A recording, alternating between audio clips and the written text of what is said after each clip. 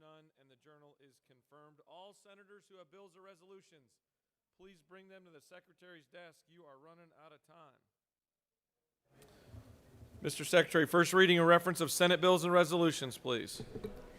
Senate Resolution 648 by Senators Harbin of the 16th and others, a resolution honoring the life of Mr. Ronald Davis and dedicating an intersection in his memory and for other purposes. Transportation.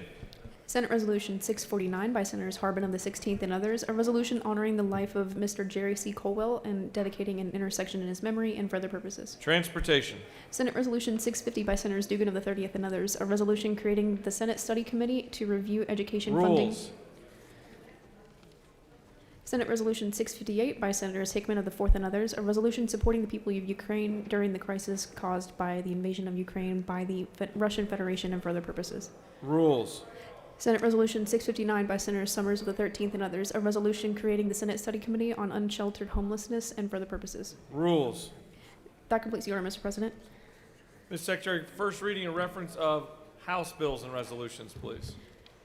House Bill 849 by Representative Smith of the 41st, a bill to be entitled an act to amend Code Section 1975 of the OCGA relating to reporting of child abuse so as to add human Insurance resources. and labor. House Bill 884 by Representatives Belton of the 112th and others, a bill to be entitled an act to amend Chapter 1 of Title 43 of the OCGA relating to general provisions of professions and businesses so as to change certain provisions. Veterans, military, and homeland security.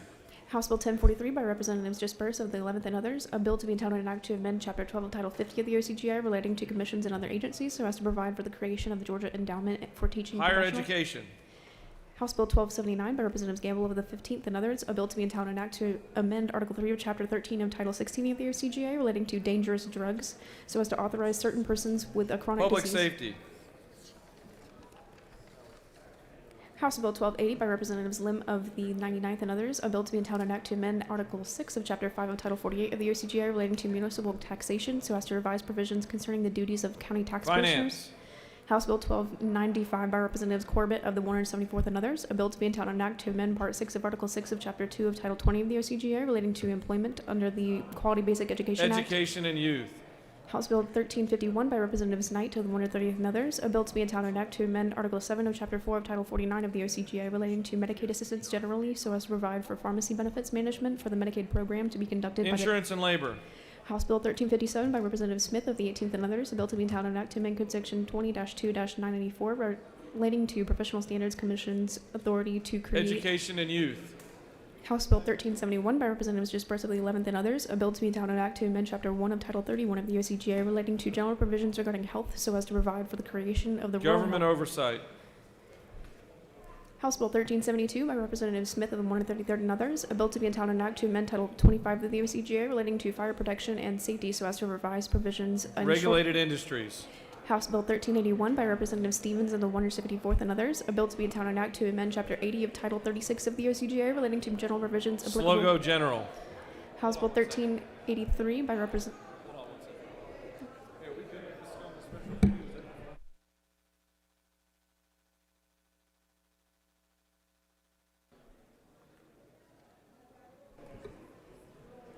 House Bill 1383 by Representatives Walensky of the 79th and others, a bill to be entitled an act to amend Article 2 of Chapter 9 of Title 45 of the OCGA relating to the Fair Employment Practices Act of 1978, so as to provide for hearing before Special Judiciary. House Bill 1385 by Representatives Anderson of the 10th and others, a bill to be entitled an act to amend Chapter 36 of Title 36 of the OCGA relating to annexation of territory so as to revise annexation reporting. Slogo general. House Bill 1396 by Representatives Yerta of the 152nd and others, a bill to be entitled an act to amend Chapter 32 of Title 36 of the OCGA relating to municipal courts. Government oversight. House Bill 1406 by Representatives Martin of the 49th and others, a bill to be entitled an act to amend Code Section 36-66-4 of the OCGA relating to hearings on proposed zoning decisions, notice of hearing, non-governmental. Slogo general. House Bill 1437 by Representatives Blackman of the 146th and others, a bill to be entitled an act to amend Chapter 7 of Title 48 of the OCGA relating to income taxes so as Finance. House Bill 1455 by Representatives Hitchens of the 161st and others, a bill to be entitled an act to amend Chapter 2 of Title 52 of the OCGA relating to Georgia Ports Authority so as to provide Public for powers. safety. That completes the order, Mr. President. Mr. Secretary, will you please read reports of standing committees? Mr. President, the Senate Committee on Finance has had on consideration the following legislation and has instructed me to report the same back to the Senate with the following recommendation that House Bill 1064 do pass. Respectfully submitted, Senator Huffstetler, the 52nd District Chairman. Mr. President, the Senate Committee on Natural Resources and the Environment has had on consideration the following legislation and has instructed me to report the same back to the Senate with the following recommendation that House Bill 1349 do pass, House Bill 1233 do pass, House Bill 1147 do pass by substitute. Respectfully submitted, Senator Harper, the 7th District Chairman. Mr. President, the Senate Committee on Retirement has had on consideration the following legislation and has instructed me to report the same back to the Senate with the following recommendation that Senate Bill 584 do pass. Respectfully submitted, Senator Robertson, the 29th District Chairman. Mr. President, the Senate Committee on State and Local Governmental Operations has had on consideration the following legislation and has instructed me to report the same back to the Senate with the following recommendation that Senate Bill 612 do pass, House Bill 1444 do pass, House Bill 1469 do pass, House Bill 1475 do pass, and House Bill 1476 do pass. Respectfully submitted, Senator Anderson of the 24th District Chairman. That completes the order, Mr. President.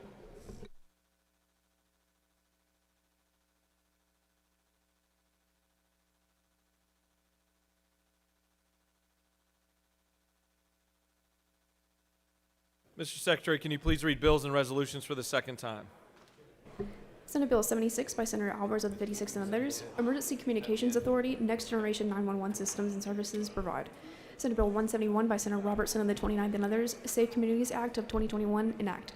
Senate Bill 227 by Senator Jones of the 2nd of the 22nd and others. Eminent domain, alternative process for a country, municipality, or consolidated government to condemn certain blighted properties provide. Senate Bill 267 by Senator Robin of the 5th and others. Teachers Retirement System of Georgia retired member who elected an optional retirement allowance eligible to change any of sorts named beneficiaries provide. Senate Bill 272 by Senator James of the 35th and others. Racial Equity and Reconciliation Commission of Georgia create. Senate Bill 354 by Senator Rhett of the 33rd and others. Annexation notice to residential tenants provide. Senate Bill 468 by Senator Jackson of the 41st and others. Georgia State Indemnification Fund, death by suicide for a public safety officer in certain instances to be considered a death in the line of duty for purposes of indemnification provide. Senate Bill 487 by Senator McNeil of the 3rd and others. Insurance diagnostic breast examination shall not be treated less favorably than screening mammography for breast cancer with respect to cost-sharing requirements provide. Senate Bill 499 by Senator Tibbins of the 37th and others. DNA sampling, collection, and analysis and collection of DNA for individual convicted of certain misdemeanor offenses provide. Senate Bill 504 by Senator Robertson of the 29th and others. Bonds and recognizance, the term bail restricted offense redefine. Senate Bill 512 by Senator Payne of the 54th and others. Gambling, dogfighting, revised provisions. Senate Bill 528 by Senator McNeil of the 3rd and others. Emergency management, the inclusion of barbers and cosmetologists as essential workers in the event the governor declares a public health emergency provide. Senate Bill 532 by Senator Jones of the 25th and others. Black and Blue Fund establish. Senate Bill 535 by Senator Summers of the 13th and others. Reducing Street Homelessness Act of 2022 enact. Senate Bill 536 by Senator Dixon of the 45th and others. Bonafide coin-operated amusement machines. Administrative procedures and actions regarding bonafide coin-operated amusement machines shall be subject to Chapter 13 of Title 50 provide. Senate Bill 539 by Senator Hatchett of the 50th and others. Wiretaping, eavesdropping, surveillance, use of any device to photograph or record patients in a healthcare facility shall be unlawful provide. Senate Bill 543 by Senator Harlan of the 39th and others. Wrongful death, a parent who is determined to be responsible for the homicide of his or her child shall have no right to recovery against the value of the child's life provide. Senate Bill 552 by Senator Brass of the 28th and others. Superior Courts, 8th Judge of the Superior Courts of the Coated Judicial Circuit provide. Senate Bill 553 by Senator Roberts of the 29th and others. Watercraft, any person 15 years of age or older to operate a Class 1, Class 2, or Class 3 vessel authorized. Senate Bill 565 by Senator Strickland of the 17th and others. Sentence and punishment, any time after conviction, defendant convicted of an offense and sentence as a direct result of being victim of trafficking for labor or sexual servitude may petition the sentencing court to grant relief of vacatur provide. Senate Bill 566 by Senator Burke of the 11th and others. Surprise billing, Consumer Protection Act. A medical or traumatic condition includes a mental health condition or substance use disorder. Emergency medical services include post-stabilization services provide. Senate Bill 572 by Senator Mullis of the 53rd and others. Taxes on tobacco and vaping products. Attorney General to establish a vapor product directory. Provide. Senate Bill 573 by Senator Brass of the 28th and others. Hospitals and healthcare facilities. Hospitals and ambulatory surgical centers to utilize surgical smoke evacuation systems during surgical procedures to protect patients and healthcare workers from hazardous or surgical smoke. Provide. Senate Bill 576 by Senator Strickland of the 17th. Grandparents or family members' visitation rights. Provisions regarding visitation actions brought by certain grandparents of minor children. Revised. Senate Bill 577 by Senator Strickland of the 17th. Traffic offenses. Aggressive driving to the underlying offenses for the offense of homicide by vehicle add. Senate Bill 580 by Senator Dolezal of the 27th and others. Ethics in Government. No political action committee which is affiliated with a member of the General Assembly shall seek or accept a contribution or pledge of contribution to such political action committee during a legislative session. Provide. Senate Bill 588 by Senator Miller of the 49th and others. Local boards of education. All meetings of local boards of education shall be open to the public except as otherwise provided by law. Provide.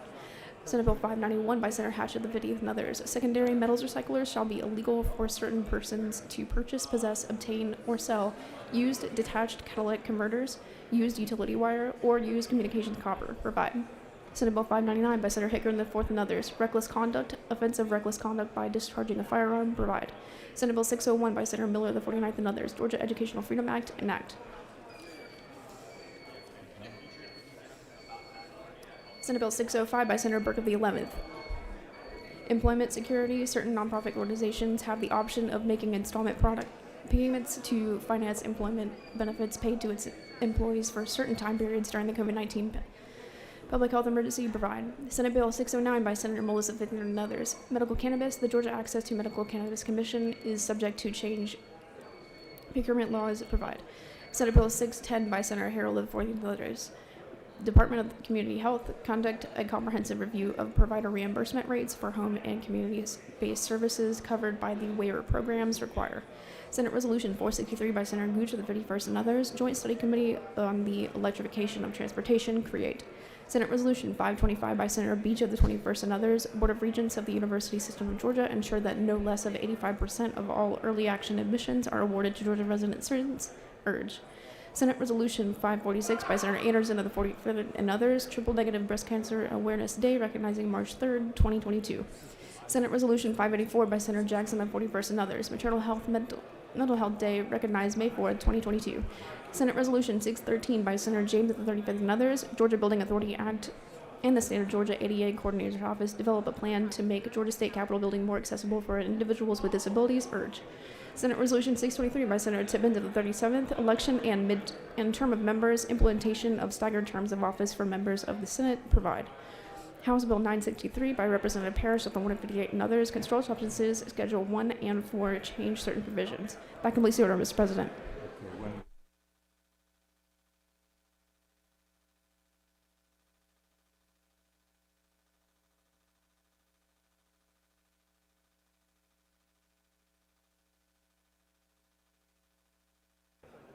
For what purpose does the senator from the 29th rise? Mr. President, I ask unanimous consent that Senate Rule 4-2.6 be suspended to allow SB 584 to be read a second time. Mr. Secretary, can you please read the caption? Senate Bill 584, a bill by Senators Robertson on the 29th and others, a bill to be entitled an act to amend Part 3 of Article 3 of Chapter 5 of Title 48 of the OCGA relating to compensation for county tax officials and administration, so as to require the State Revenue Commissioner to contract with the Board of Employees Retirement System of Georgia to offer certain county tax commissioners the option to participate in a state-administered deferred compensation plan, to provide for a limited state match of contributions, and for other purposes. Senator from the 29th has asked for unanimous consent that the rules be suspended and that Senate Bill 584 be read for the second time. Is there objection? The chair hears none, and will the Secretary read the bill?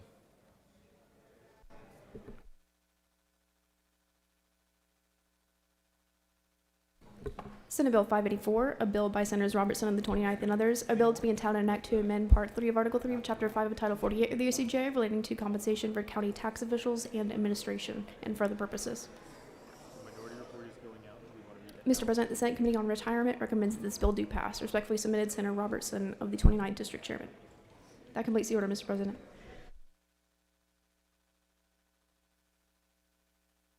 right, it's now time for morning roll call. It is now time for morning roll call. Are there any motions to excuse? Imagine that. The senator from the 33rd has his button pushed, and the chair recognizes him. Thank you, Mr. President, and good morning, y'all. I ask for unanimous consent to excuse the following senators for business outside the Capitol. 1, 11, 32, 5, 6, and 22. Without objection, the senators from the 1st, the 11th, 32nd, 5th, 6th, and 22nd are excused. Are there any additional motions to excuse? Looks like you nailed them all. Secretary will call the roll. Senators, signify your presence by voting the yea switch. The secretary will unlock the machine.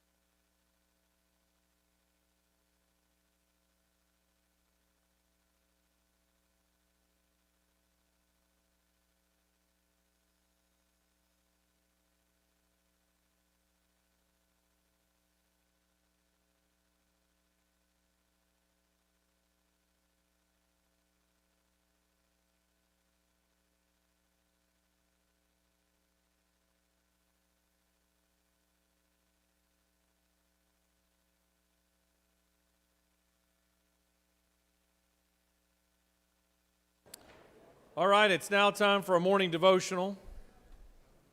Ask that all senators take your seats and cease all audible conversations. Ask that our doorkeepers secure the chamber, and I cannot help but recognize the good-looking bow tie on the senator from the 28th today. Sharp dressed. Combed your hair and everything today. It's my honor to recognize the senator from the 31st to lead us in our pledge and to introduce to us our chaplain of the day. Good morning, colleagues. Thank you, Mr. President. Let's pledge the flag.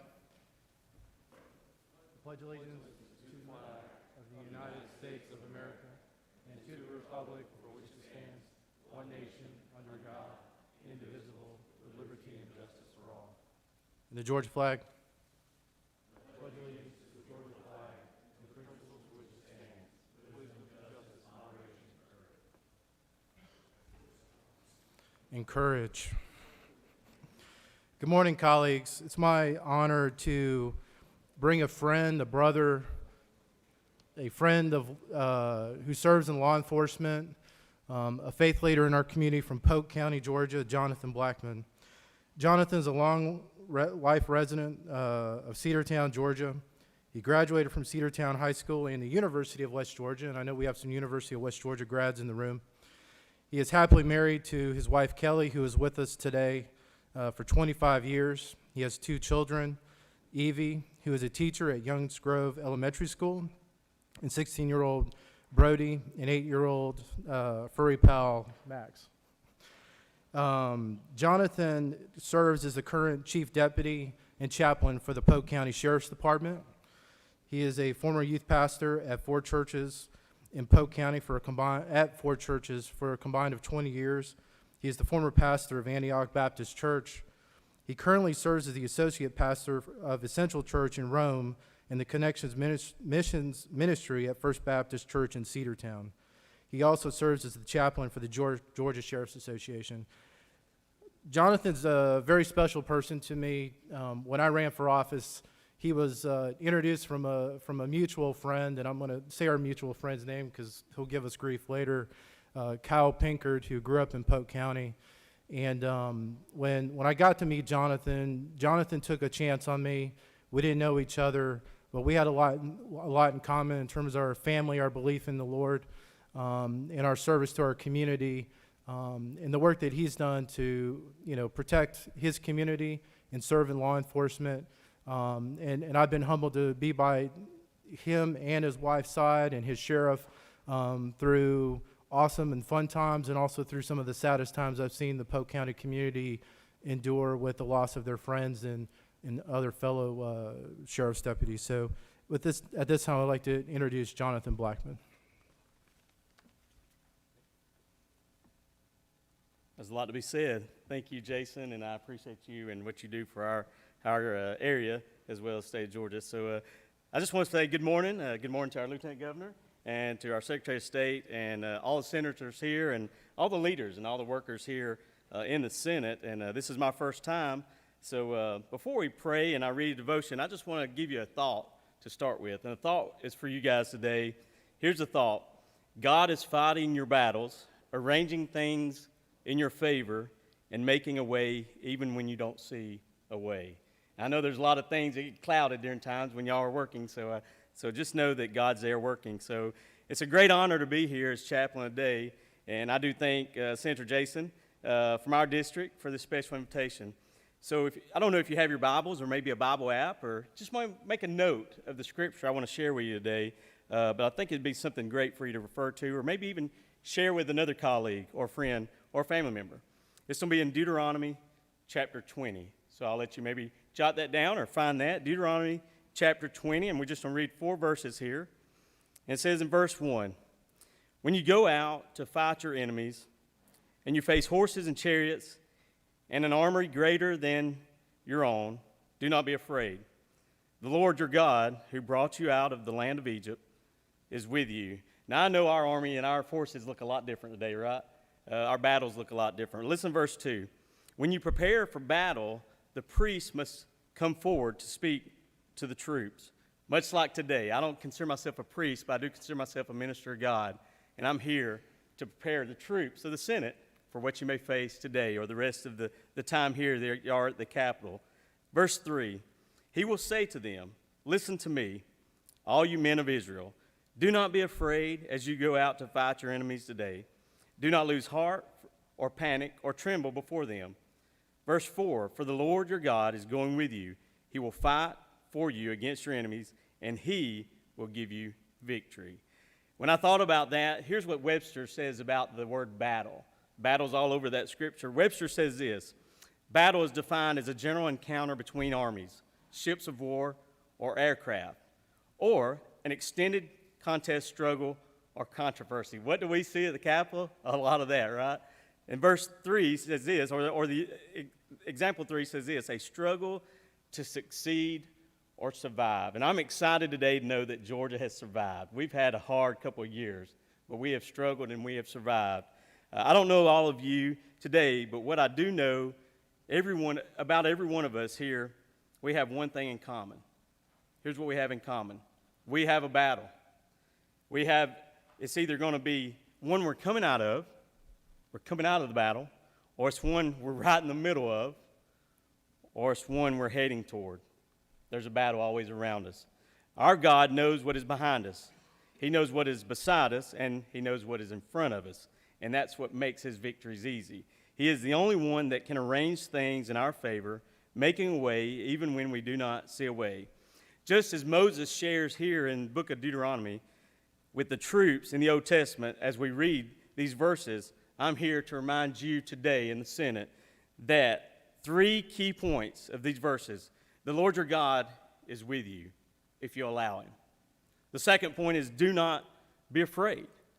Do not be afraid when you stand with the Lord your God. And the third point, the Lord will fight for you, and he will be the one to give you a victory over your battle. When all I see is the battle, you see my victory. When all I see is the mountain, you see a mountain moved. Let that stay with you. Let me pray for you today. Lord, we just thank you for, a door to be open to be here at this great Capitol in our great state of Georgia. Lord, I thank you for the men and women that come to represent our areas, our hometowns. Lord, the people. Lord, I thank you for their dedication. I thank you for their wisdom. I thank you for their time that they may spend away from their families or their other jobs. Lord, I thank you for what they mean when they stand firm on a bill or law that's trying to move within this capital. Lord, I pray, God, right now that you would go before us every battle, every struggle. Lord, I thank God that you know the end, that you are the one that gives us favor and victory. Lord, help us today to always lean on you and trust you. In Jesus' name we pray. Amen.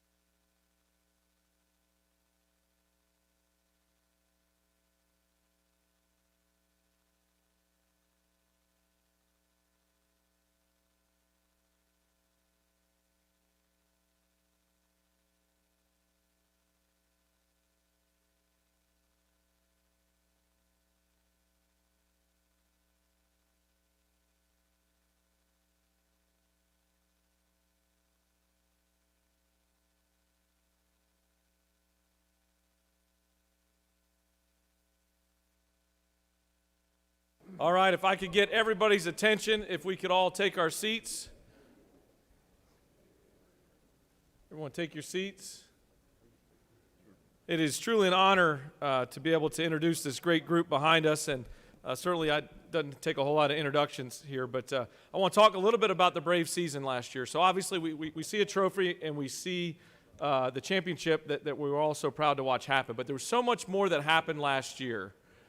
With all that's going on in our state, with all the distractions, with a pandemic, it was such a great opportunity for us to really get behind something here in Georgia and to just truly show the country what we were doing here and all the great excitement. To watch the chess moves get made by the front office were just amazing down the stretch. It was just truly unbelievable as a baseball nerd, self-proclaimed baseball nerd, to watch those chess moves get made, those trades, those last-minute call-ups was truly phenomenal, and it gave us all a bright spot. But I want to compliment them on something that was a little bit of a sticky issue. Obviously, we lost the All-Star game. And for me, the part that really amazed me about the Braves organization as a whole was they had two choices when that All-Star game disappeared.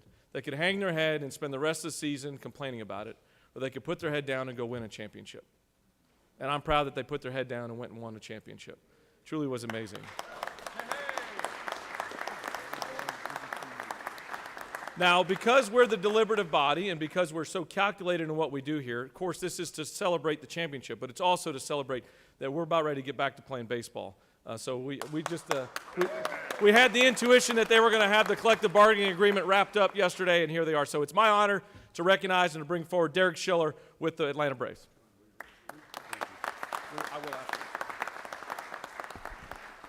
Thank you very much, and thanks for having us. I'm here with Mike Plant. He's also with the Atlanta Braves, and we just want to say thank you for everything that you do to help support the team.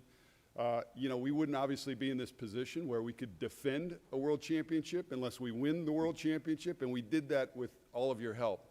Last year was a phenomenal year, and you think about it, you obviously had us coming back from the pandemic. When we started the year, we had no idea that we were even going to have fans in our ballpark. And then to watch the support that all of you and all the rest of our fans had in bringing the team up to their up and everything that happened throughout the whole course of the season was remarkable. And in fact, the success that we had during the course of the regular season led Alex Anthopoulos, our general manager, to go out and make the moves that he made, and ultimately many of those moves were fundamental and pivotal in us winning the world championship. So it's just a pleasure to be here with you. We're really happy that we ended that lockout. We're really happy that we're going to open on April 7th. I hope each of you will join us at Truist Park when we defend the world championship. Thank you very much for having us. Hold on one second.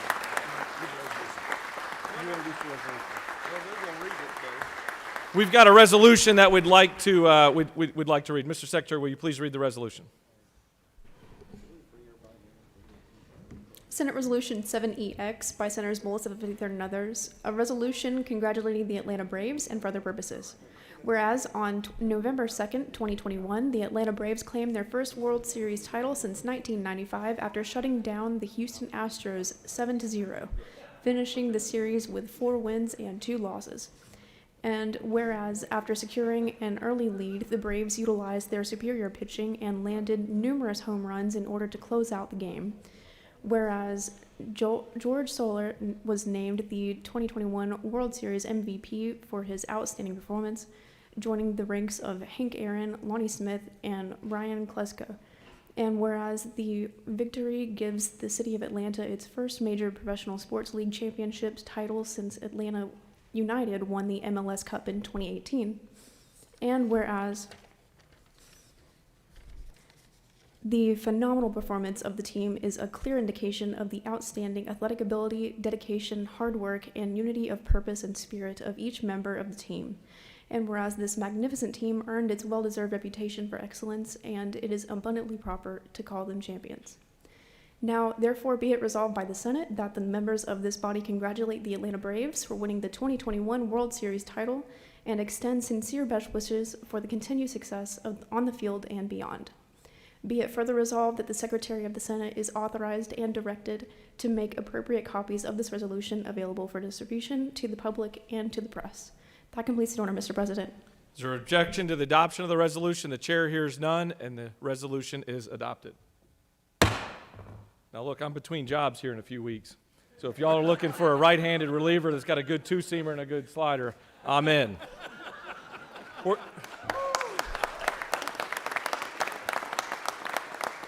We're going to bring everybody down here front like we did last week for the other trophy. We're see a trend here. We've got trophies. Bring everybody down front. We're going to take a big group picture if that works.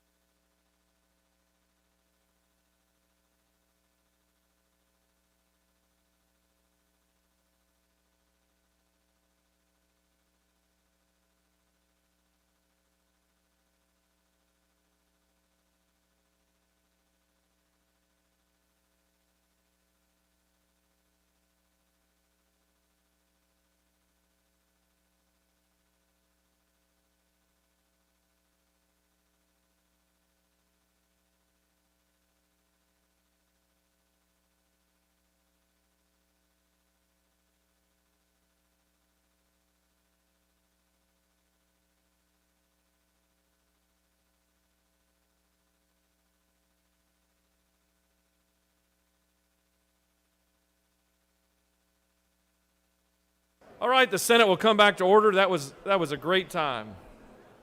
Are there any unanimous consents? The chair sees none. Does any senator wish to rise on a point of personal privilege? The chair recognizes the senator from the 38th for a point of personal privilege.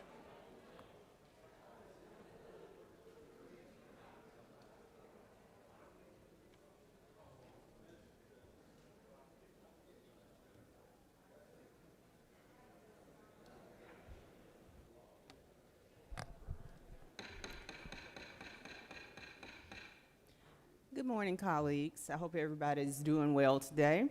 This is Friday, of course. I want to tell you about a young lady that lives in the 38th District. Her name is Dolores Little.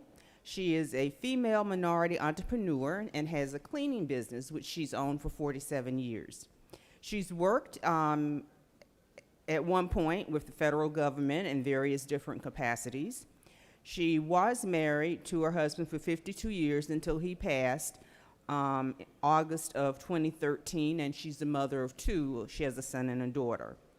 She is a member of Mount Olive Baptist Church here in Atlanta. Her pastor is Jimmy R. Gibson. She's been a member for 65 years, where she's currently a member of the Deacons' Wives Ministry, chair of Membership Conservation Committee, member of Women's Ministry, and a member of the Pathfinders Sunday School class. She also has been the Young Adult Coordinator in the church, Office Secretary, Chair and Vice Chair for Women's Day, Church Anniversary, God's Trombone, and numerous program booklet committees.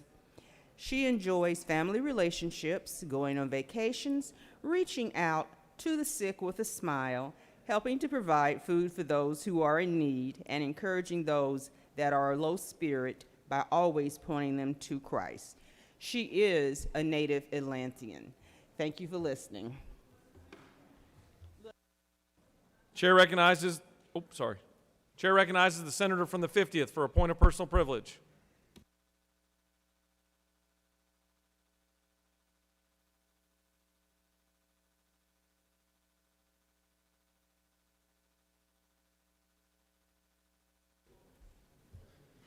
Thank you, Mr. President. I rise today just 2 years ago. Today was a big day for all of Georgians and the world. It was the day that the World Health Organization declared COVID-19 an official pandemic. For me personally, it was the day my daughter Hazel was born. So she is 2 years old today, and I just wanted to wish her a happy birthday. Thank you, Mr. President.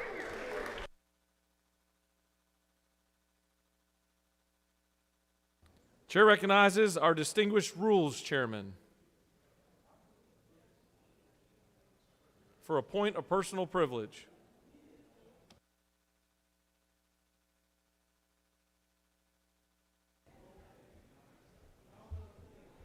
Thank you, Mr. President. Ladies and gentlemen, Monday will be our last rules meeting prior to crossover. And let me explain something. I'm honored to be your rules chair, and I thank the President of the Senate and the members of the Committee on Assignment for that wonderful task. But let me explain something, how it works. I decide which bills are available, and the members of the committee select them. So if you want a bill that's available, and most of them are, please check with a member of the committee and get them to select your bill if you want it on the floor Tuesday. Also, I'd like to say that we're feeding the Senate and the staff of the Senate with a great Southern lunch with fried chicken and baked chicken for those of you from Atlanta, and collard greens and mac and cheese and some other just wonderful vegetables and peach cobbler. So we'll have lunch from 11:30 to 12:30 on the 4th floor. Monday, thank you. Did I say today, tomorrow, or something? It'll be Monday, prior to Rules meeting, and there are many appropriations meetings from December to the 19th, so please attend and enjoy yourself with a wonderful Southern lunch from Oakwood Cafe. Thank you, Mr. President. I yield the well. Chair recognizes the senator from the 35th for a point of personal privilege.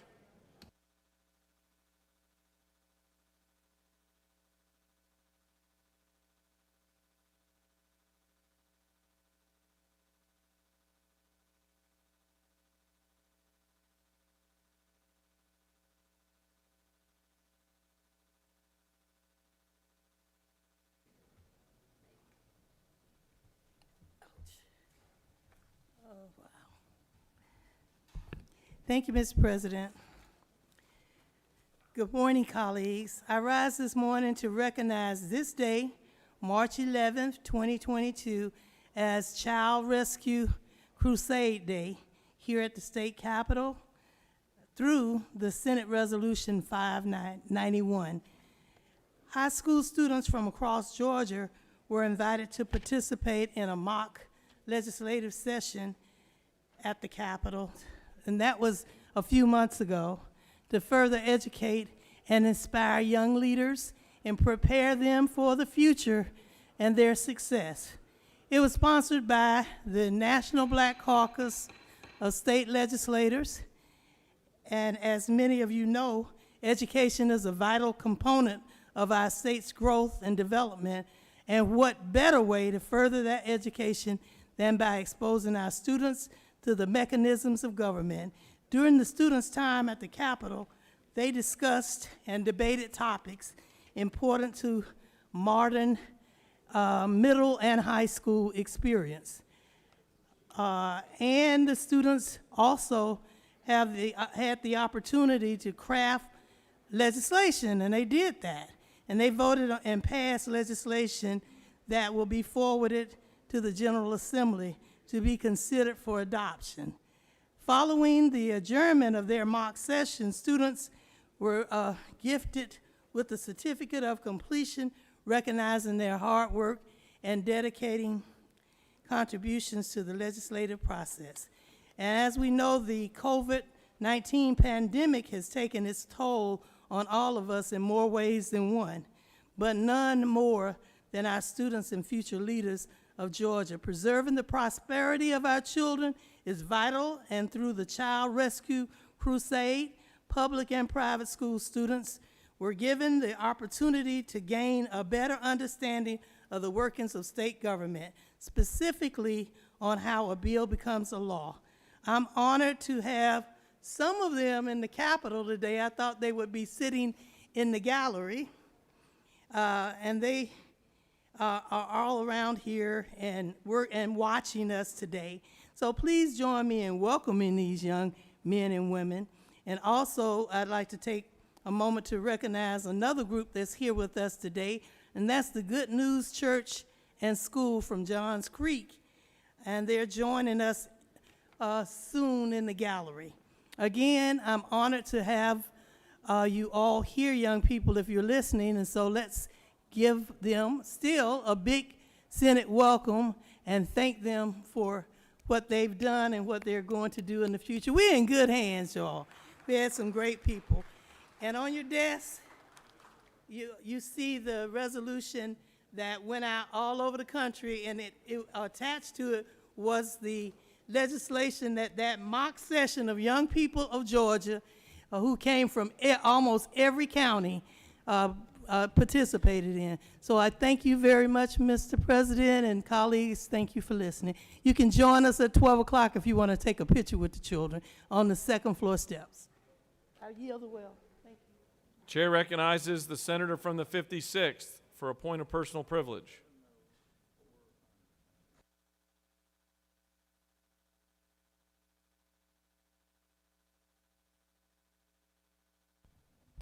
Thank you, Mr. President.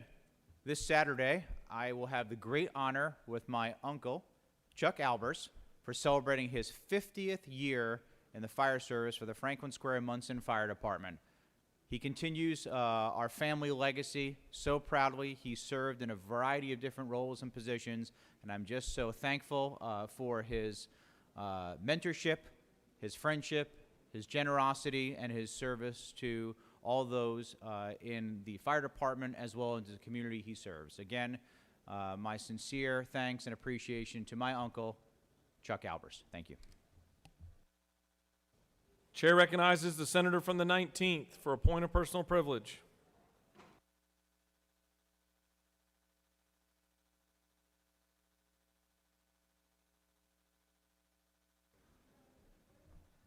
Thank you, Mr. President. Senators, just a reminder that Monday morning, I hope you enjoy your weekends. Monday morning, while we're not in session, Appropriation Committee meetings begin at 8 a.m. and run throughout the day. we'll be going over the House's proposal and the governor's proposal on the FY23 budget. So please come early and ready to go. Thank you, Mr. President. I yield the will. Chair recognizes the Majority Leader for a point of personal privilege. Thank you, Mr. President, members of the Senate. Every time I come up here, it seems like I'm coming up here to admonish somebody about something or another. This is not one of those days. This is one of those days where I come up and say thank you and how proud I am of all the members within the Senate that co-signed that study committee over the summer on enhancing QBE to improve the formula for all of our school kids that are across the state of Georgia. It's time, it's past time, and I am proud that the Senate always puts education of our youth first and foremost. So since I always fuss, I figured I needed to come up here and say thank you. Mr. President, I yield the well. Any other senator wish to rise on a point of personal privilege? The chair sees none. You have a consent calendar of privilege resolutions. Does any senator wish to remove a resolution from the consent calendar? Is there objection to the adoption of the resolutions on the consent calendar? The chair hears none, and the resolutions on the consent calendar are adopted. Are there any motions to withdraw and commit? You have a consent calendar of local bills before you. Mr. Secretary, are there any objections filed to any bills on the local consent calendar? Mr. President, there are no objections filed. Is there objection agreeing to the report of the Committee on State and Local Government, which is favorable to the passage of the bills on the local consent calendar? The chair hears none, and the report of the committee is agreed to. The questions on the passage of the bills on the local consent calendar. All those in favor vote yea. Opposed, nay. The Secretary will unlock the machine.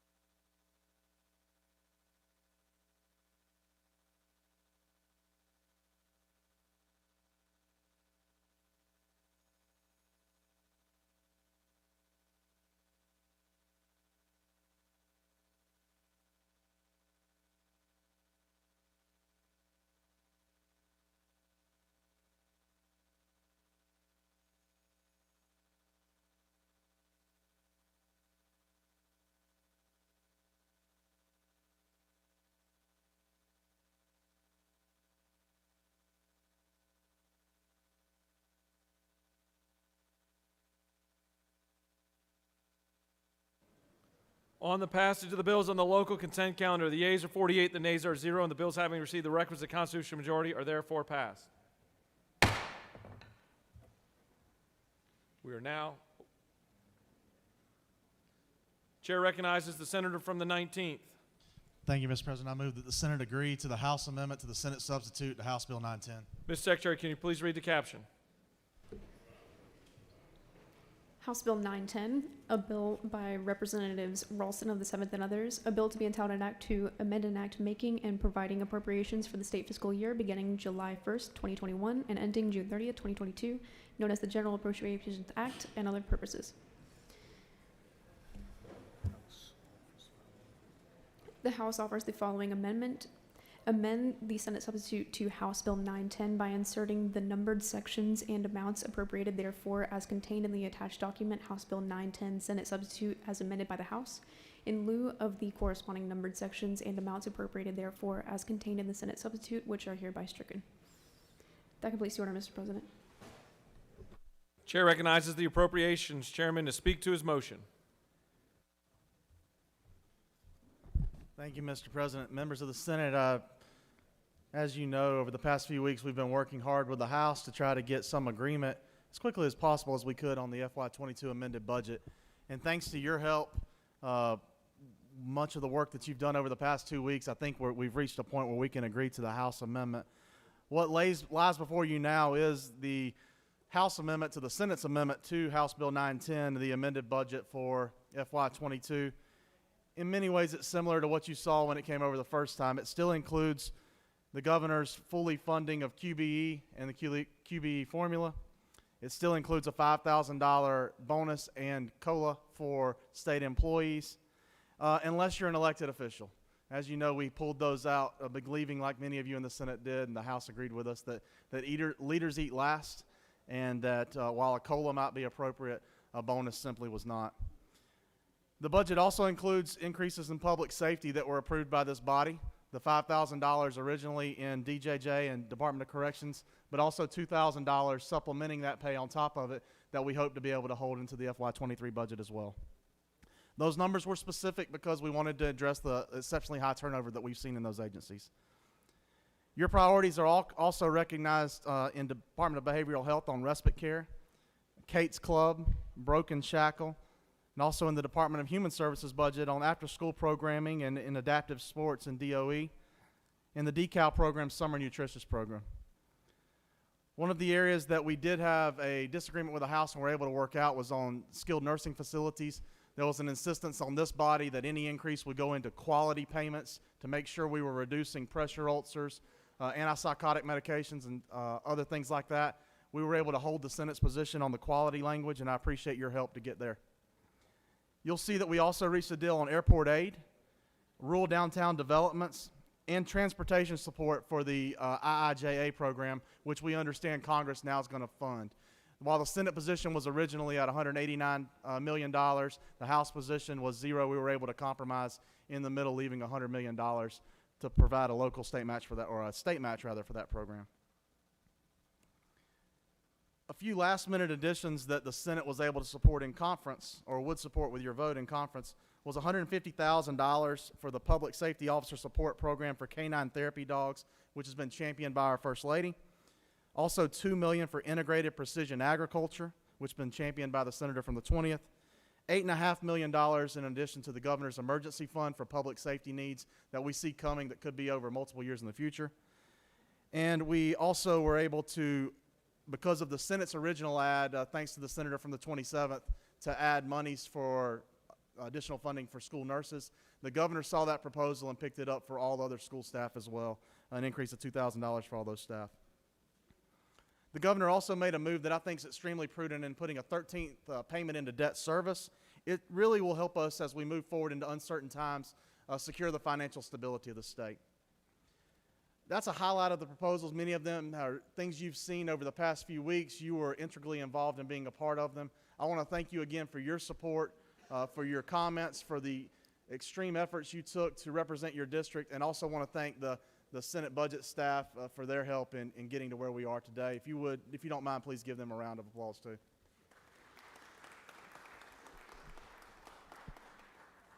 Last but certainly not least, I'd be remiss if I didn't thank the House Chairman. Well, before that, I want to thank Office of Planning and Budget Director Farr, as he helped us navigate these waters. He's been extremely helpful through this budget, which again we've seen over the past few months go up and down, particularly over the past 36 months.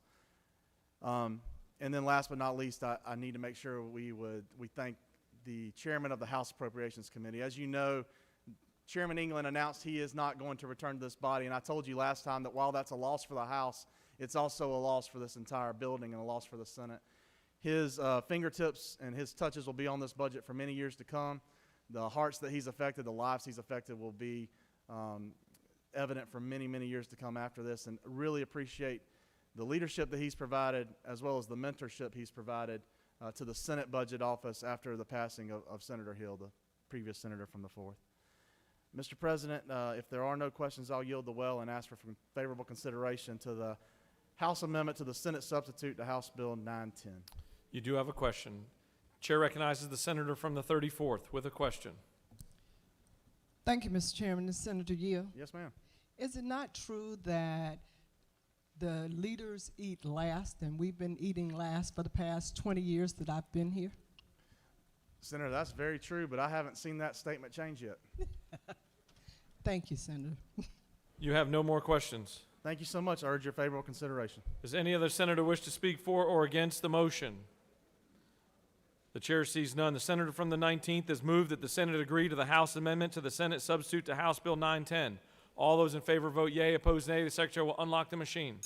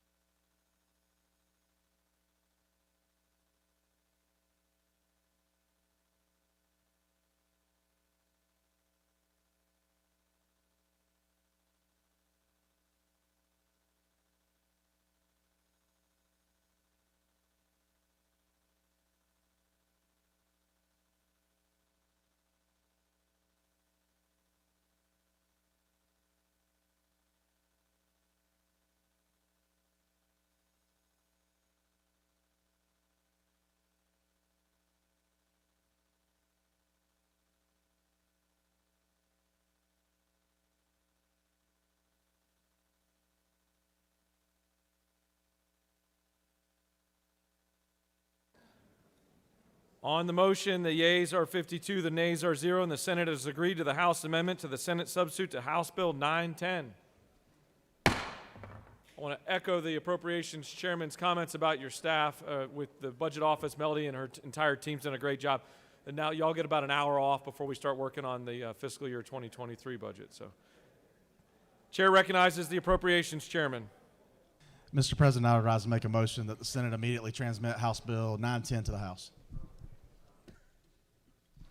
The Appropriations Chairman has moved that the Senate immediately transmit House Bill 910 to the House. Is there objection? The Chair hears none, and it is immediately transmitted to our friends on the other side. We're now moving on to the rules calendar. Mr. Secretary, can you please read the caption of Senate Bill 586?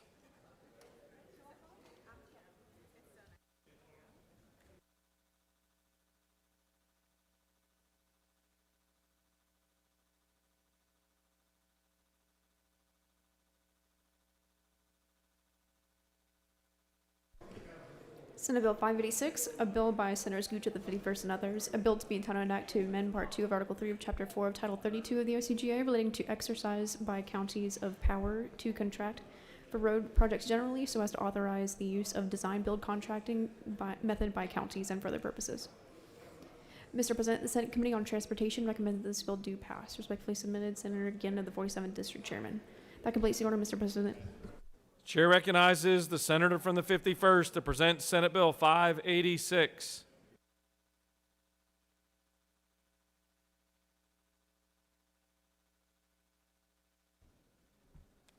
Thank you, Mr. President. Good morning, colleagues. Senate Bill 586 is a simple bill dealing with procurement.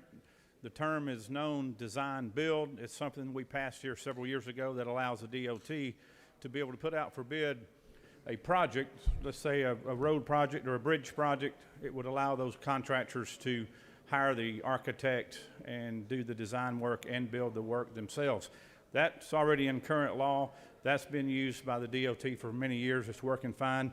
This bill allows county governments to do the same thing. So that's the gist of the bill. I'll be happy to take any questions. You have no questions. Does any other senator wish to speak for or against Senate Bill 586? The chair sees none. Is there objection or agreeing to the report of the committee which is favorable to the passage of the bill? The chair hears none. The report of the committee is agreed to. Is there objection to the main question being ordered? The chair hears none and the main question is ordered. Questions on the passage of the bill. All those in favor vote yea. Opposed nay. The secretary will unlock the machine.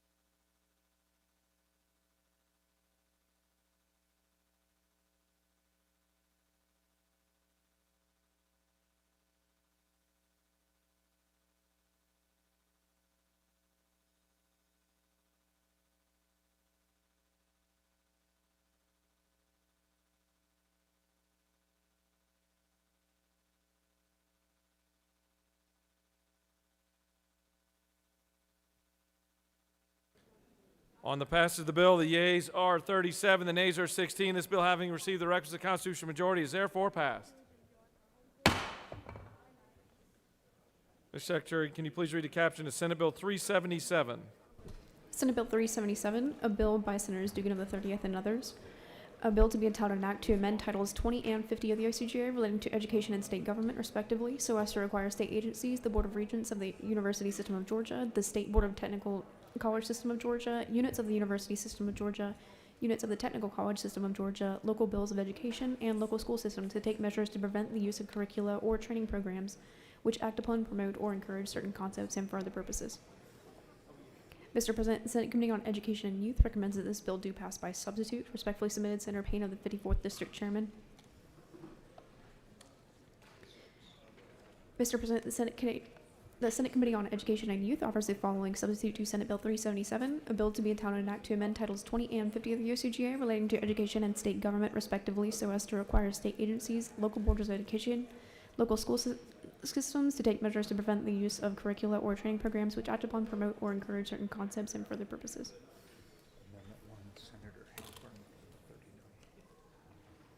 Mr. President, Senator Halpern of the 39th and others offer the following amendment to amend the Senate Committee on Education and Youth substitute to Senate Bill 377 by deleting lines 99 through 100 and redesignating divisions 6 and 7 on lines 101 and 102 respectively as divisions 4 and 5. That completes the order, Mr. President. Additionally, there is a minority report that has been filed and is on your desks. That completes the order, Mr. President. Chair recognizes the senator from the 50th to present Senate Bill 377.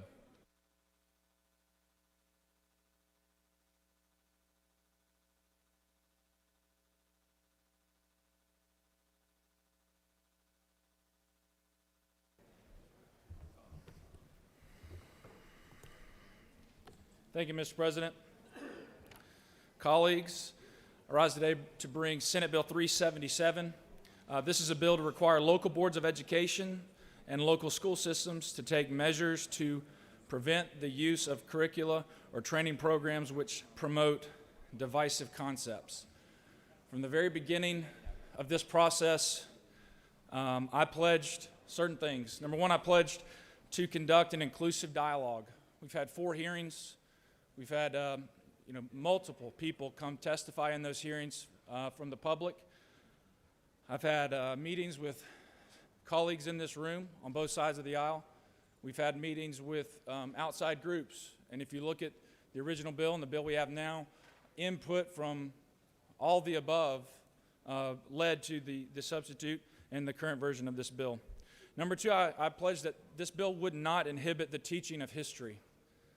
And number three, we pledged to give parents a voice in classroom subject matter that strays outside the bounds of simply teaching historical facts.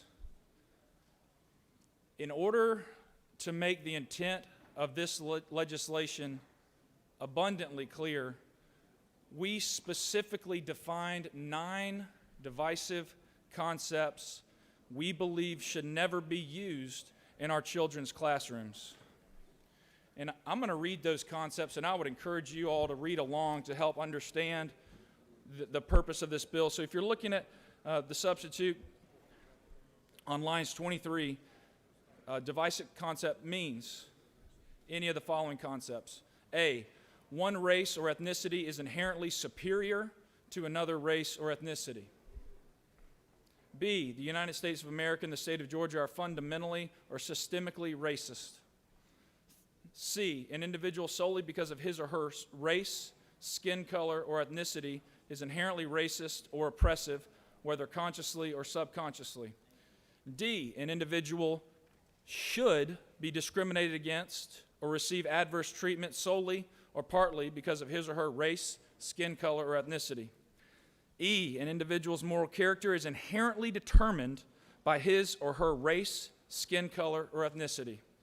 F, an individual, because of his or her race, skin color, or ethnicity, bears responsibility for actions committed by other individuals of the same race, skin color, or ethnicity, whether past or present.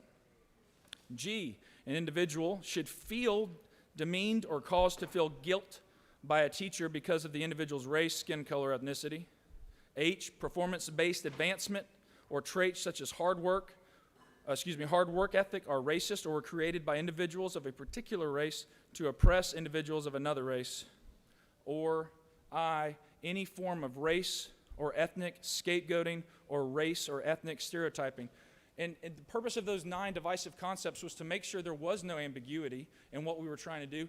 So we further defined what race or ethnic scapegoating means. And it means, on line 41, assigning fault, blame, or bias to a race or ethnicity or to an individual of a particular race or ethnicity because of his or her race or ethnicity.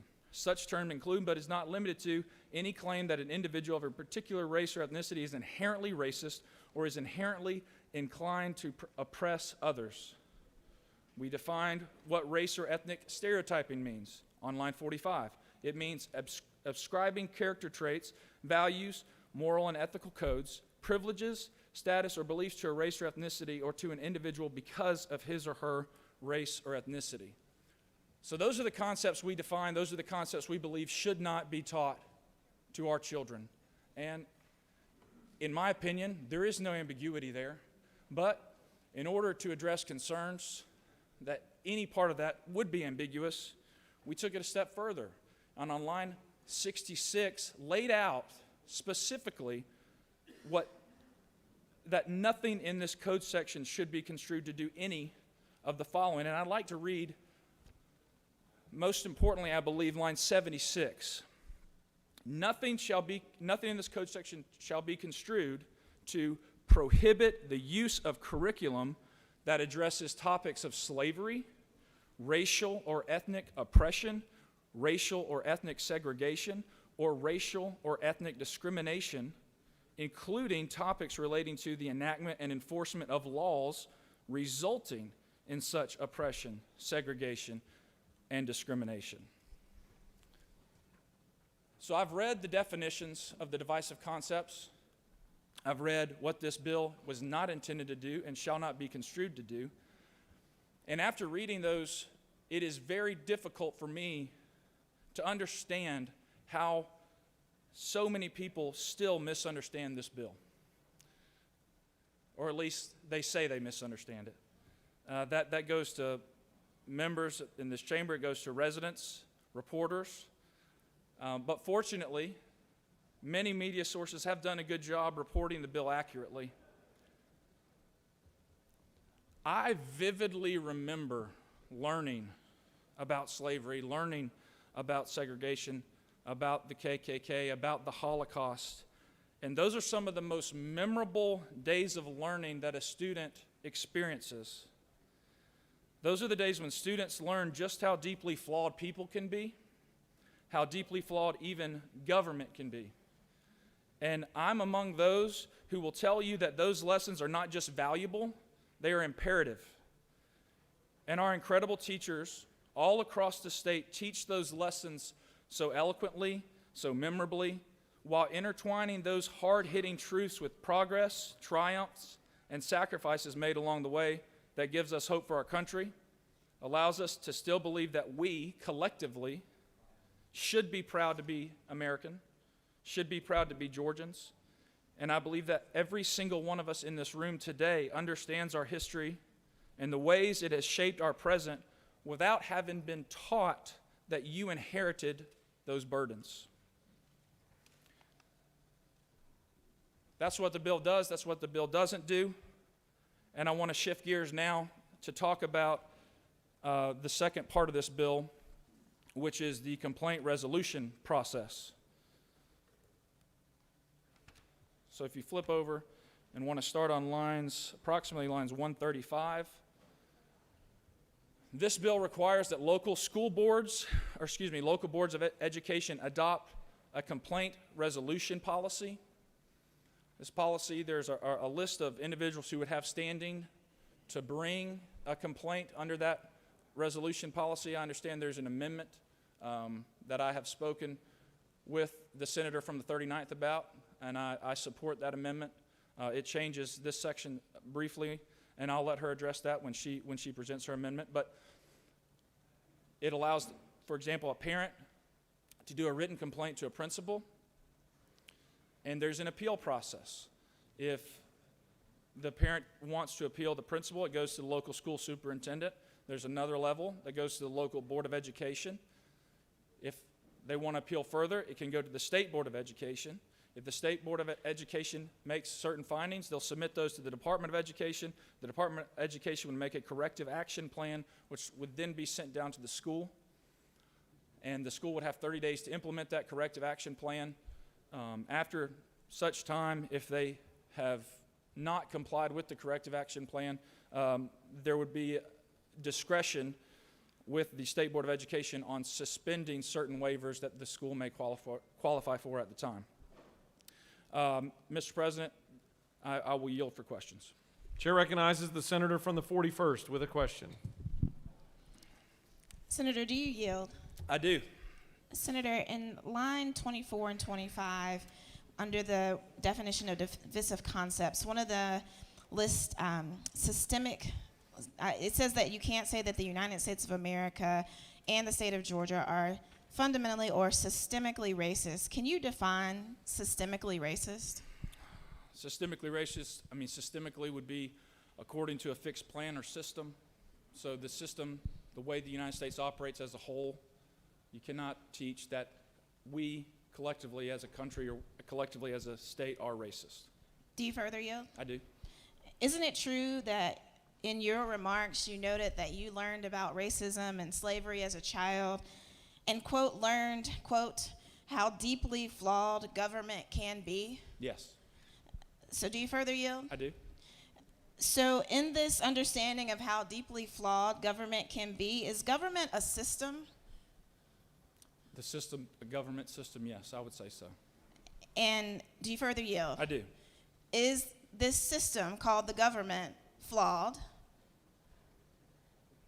That is for you to interpret. Obviously, we are members of this body, and we have a good process that's not perfect. Do you further yield? I do. So also in your bill on line 78 and 79, this is under the list of things that we can talk about. So your bill says that we can talk about topics relating to the enactment and enforcement of laws resulting in such oppression, segregation, and discrimination. That's correct. Is not the fact that there are laws that exist in this country that have oppressed, segregated, and discriminated people not evidence of systemic racism? I think I understand the point you're trying to make It's the question relating I'm those two, yes. And this has been talked about in committee hearings, and the point of this is right now a teacher should not be able to teach that the United States or the state of Georgia today as a whole is racist. Now, there's redlining rules, Jim Crow laws. Those are things that happened in the past, and those are things that should be brought up. But today, a teacher cannot say that the United States of America or the state of Georgia are fundamentally or systemically racist. Do you continue to yield? I do. Chair recognizes the senator from the 36th to your left with a question.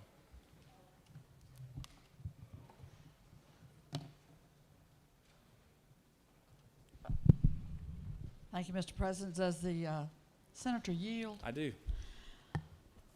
I again would like to pose a fundamental question that has been asked many times. I'd love your answer to telling us where these practices are occurring now in our school system that require this massive bill that is being circulated around the country by members of your party in state after state. Where's the example in Georgia that we have to, what is it that we're trying to stop? Have we got a problem that this is solving? Do we have any evidence that this is occurring in our schools? Thank you to the senator, and I think, to your point, 99.99% of Georgia teachers would not teach these divisive concepts. And I think 99.99% of them do not.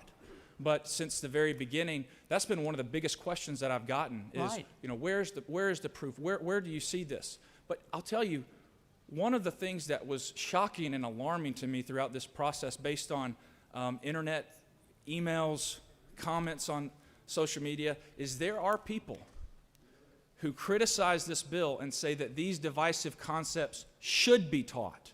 And the fact that that rhetoric is out there, and the fact that there's 0.01% of the population that believe those divisive concepts should be taught in our school is argument for why this bill is ripe and why this bill why it is an appropriate time to bring this piece of legislation forward.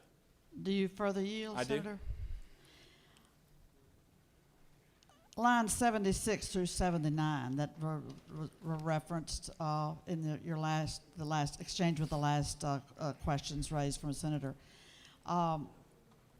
It would prohibit the use of curriculum that addresses topics of slavery, racial or ethnic oppression, racial or ethnic segregation, or racial or ethnic discrimination including topics relating to the enactment and enforcement of laws resulting in such oppression, segregation, and discrimination.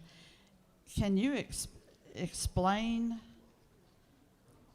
that a bit further for us? Yes, those are things that we do not want to prohibit. If you go up to line 66, it says nothing in this code section shall be construed to do any of the following, and that which you just read is what this bill is not intended to do.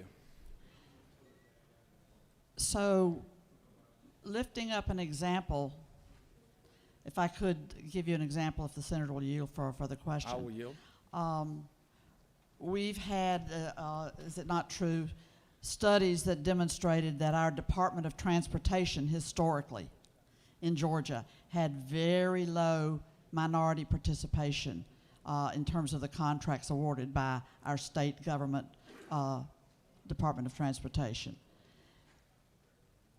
Is it not true that that's a demonstration in our very recent history that we have, as a state and as a state policy that's been studied, we have demonstrated racial discrimination in Georgia's state policy very recently? Is that not the case? Well, you know, Senator, I have not seen those studies. I trust what the accuracy of those studies, but this bill would prevent someone from teaching that the state as a whole, the country as a whole, is racist. So are you making, Senator, a distinction between as a whole or systemically? That's right. Just as that less than 1% of the teachers that you feel are Georgians that would embrace teaching divisive concepts calls for this sweeping, massive bill with more state apparatus involved and engaged in curbing something that's not happening in our schools? I'm going to have to ask you to rephrase that because I couldn't follow that question. Thank you.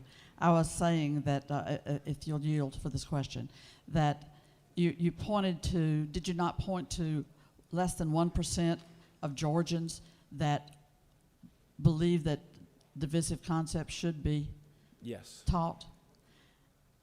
And how does that less than 1% issue justify this bill, which massively involves government? I understand, but to argue that because only 0.1% of teachers would even consider teaching that, I couldn't support that argument because I believe 0.1% of teachers would never have inappropriate relations with students, but we still have laws there to protect them. Thank you for yielding. I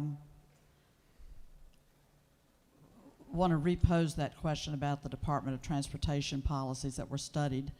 The results being, is it not true that minority contractors had very little opportunity to participate in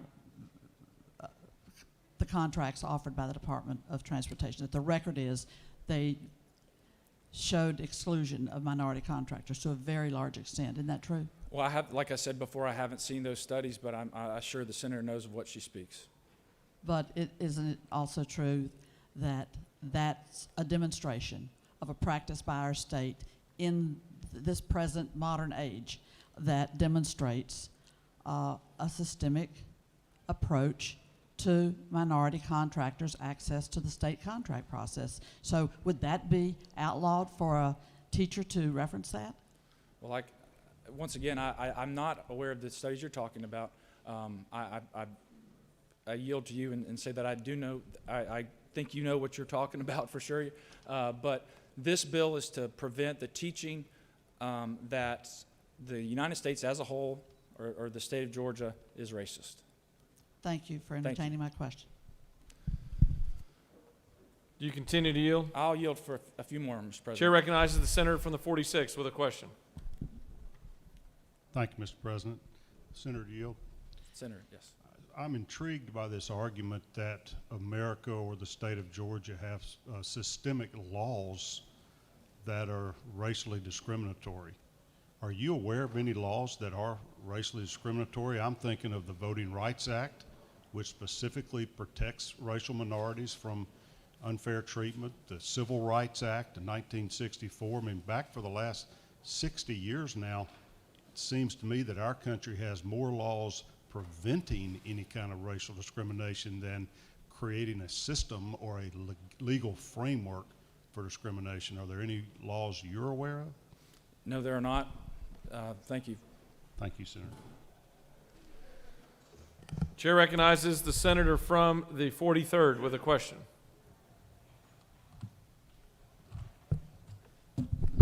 Thank you, Mr. President. Does the gentleman yield? I do. So, first, looking at line 75, could you please explain "and without endorsement"? Without endorsement would be without explaining that your personal agreement with a certain policy. Your endorsement. Okay. Does the gentleman further yield? Yes. So you made a statement that if a teacher or person cannot say that the government or the state of Georgia is racist. Is it not true that this behavior should not be allowed or endorsed? I'm going to have to ask you to rephrase that. So you made a comment that a teacher or person cannot say that the state of Georgia or the government is racist. The question is, should this behavior not be allowed or endorsed? So the line you're specifically referring to is that this bill would not prohibit the discussion of divisive concepts as part of a larger course of instruction in an objective manner and without endorsement. I think you can place in K through 12 education.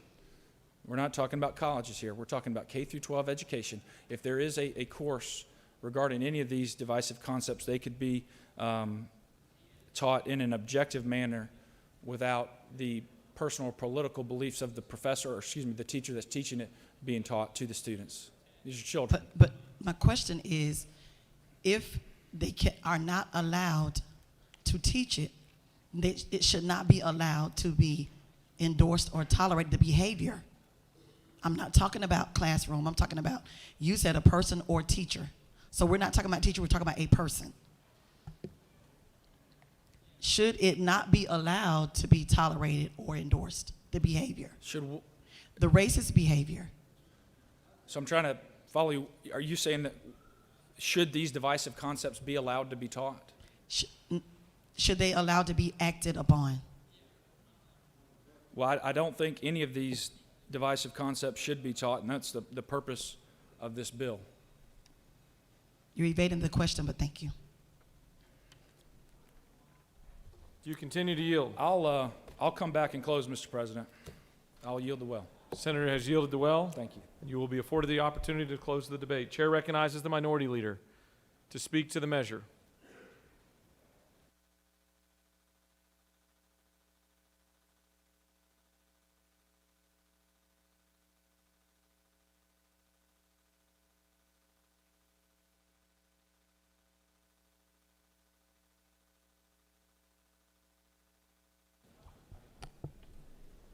Thank you, Mr. President.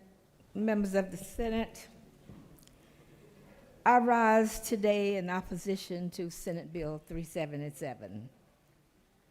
And I'd just like to take this opportunity to inject some background information that I think is important as we discuss this bill. Because as many of you know, this bill didn't just float down from the clouds. It didn't just arrive fully formed in the minds of its sponsor or the governor. It is a part of a concerted effort that has been sweeping Republican-controlled legislatures across the country. You can trace the language in this bill back to an executive order that was issued by none other than President Trump in 2020. More than 40 bills were drafted in state legislatures around the country in 2021 that were modeled on the language in that executive order. And the bill we have before us today fits that model. As we have seen, most of these bills is centered on censorship of certain divisive concepts.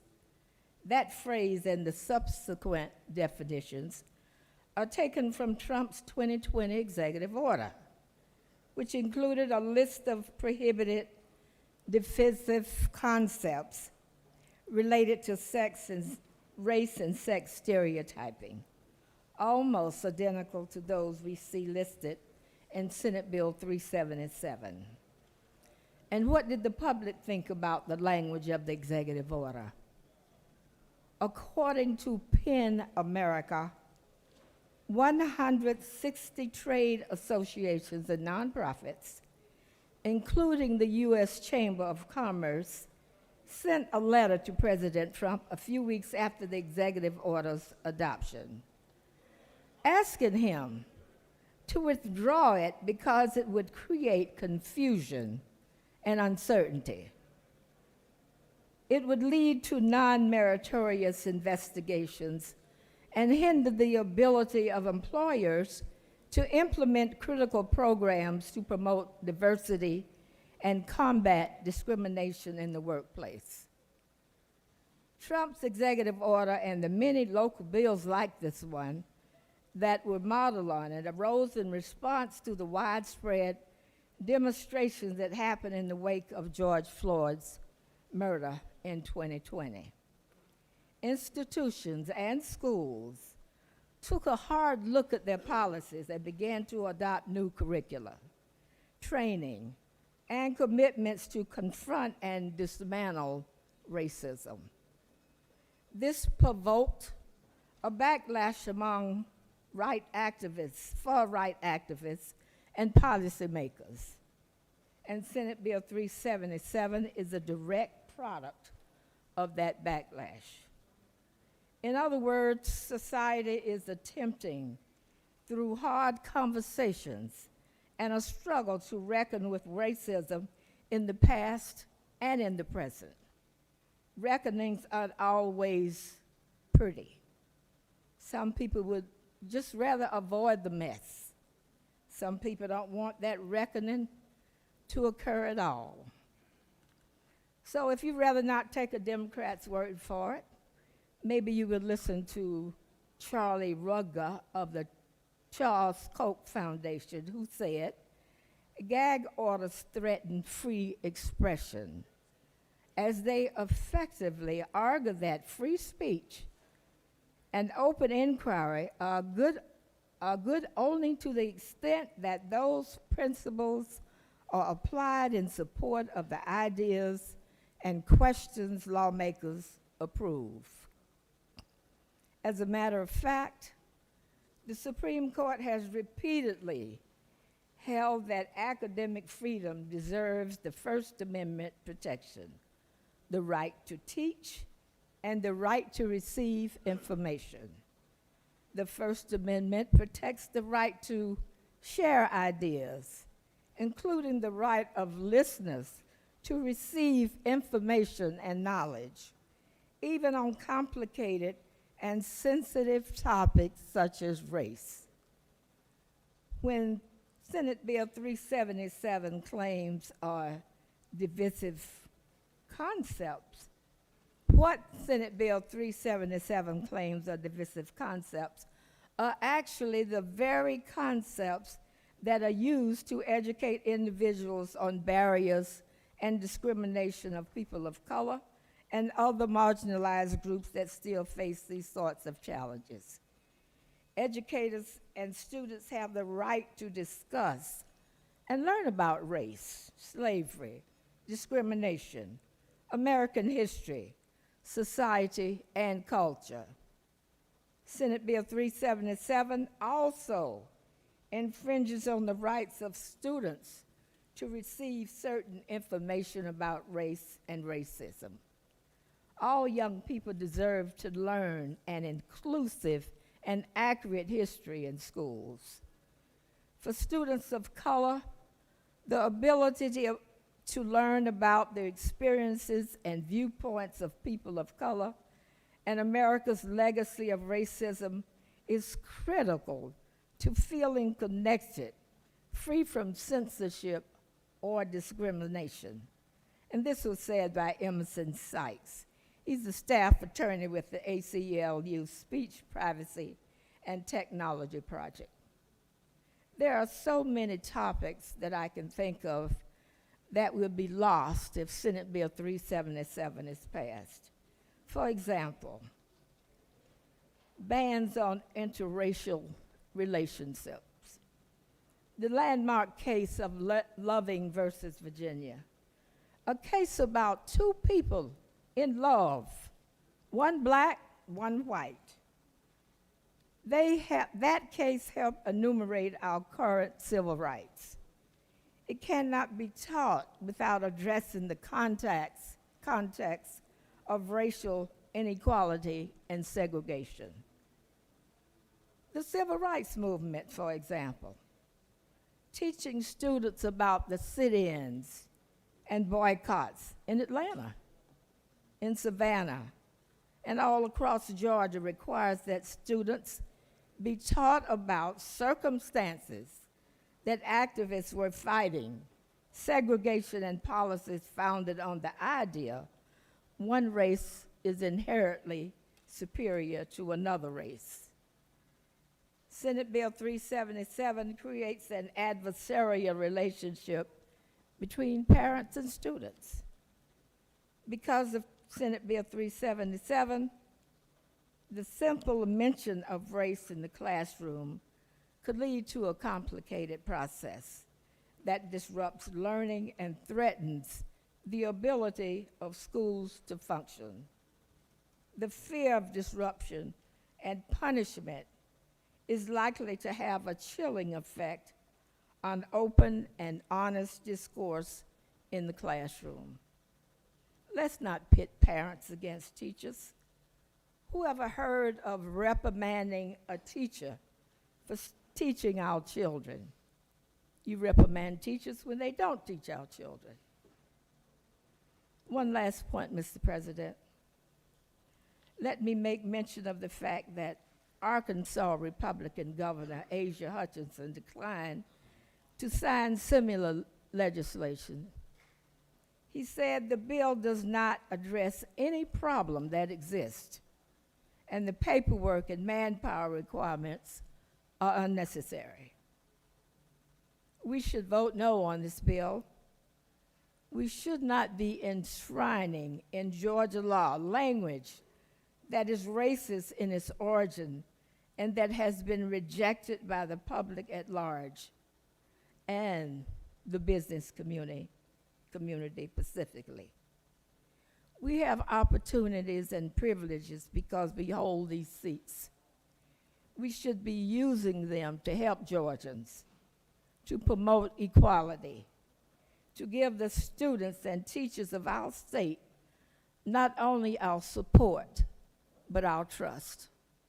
With that, Mr. President, I yield the well. Senator has yielded the well.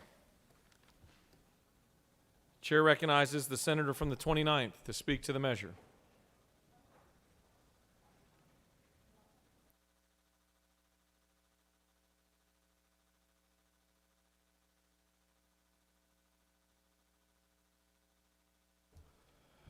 Thank you, Mr. President. Friends and colleagues, as many of you know, I'm somewhat of a history nerd and own a lot of books based on troubles throughout the history of our country. Divisive concept education is nothing new. It started in the late 1960s toward the end of the Vietnam War.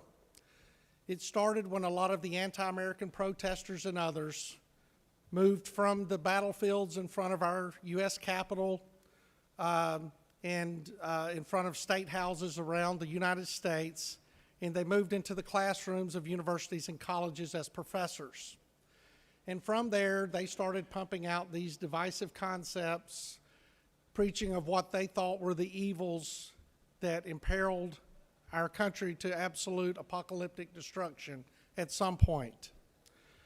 Those who did not move into the classrooms were some of those notorious individuals who attempted to or who successfully set off explosives around the U.S. Capitol and other places throughout our country, and brought domestic terrorism to some of our friends on the West Coast and the East Coast. But those who made it into the colleges and universities promoted these issues. And once they had saturated our colleges and universities with it, they needed another place to go, so they took it down into our high schools and eventually our elementary schools. This is nothing new. The educational system that you and I succeeded in, that taught us, as the song went, reading and writing and arithmetic and those other important things that we needed to know to go out into the world and find our place into the world and seek the American dream, were pushed to the side so that divisive concepts could be taught in the classroom. And I experienced it fully a few months ago when a parent who has a child in a high school in Muskogee County sent me a video that I will be happy to share that was taught on Columbus Day and the discovery of America, with discovery in air quotes.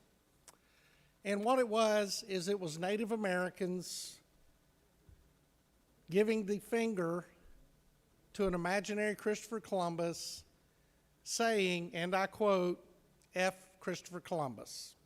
Of course, they were not just using the consonant to express their feelings about Christopher Columbus. I saw no value in this concept being taught in a classroom where a parent pays taxes and sends their child to learn the things that this young lady needed to go out and get into a good university and go to school. So I want to tell my friend from the 50th that I appreciate his courage, his strength for standing in this well and for working on this and taking the hot winds that he knew would be coming, taking them head on. Because if we don't today get our educational system back focused, true north, to where it needs to be, then we can continue suffering failing public schools, high unemployment rates for those who are unable to find jobs, and many, many other issues that come with a lack of a good quality education. Thank you, Mr. President. I yield the well. Chair recognizes the senator from the 39th to speak to the measure and her amendment.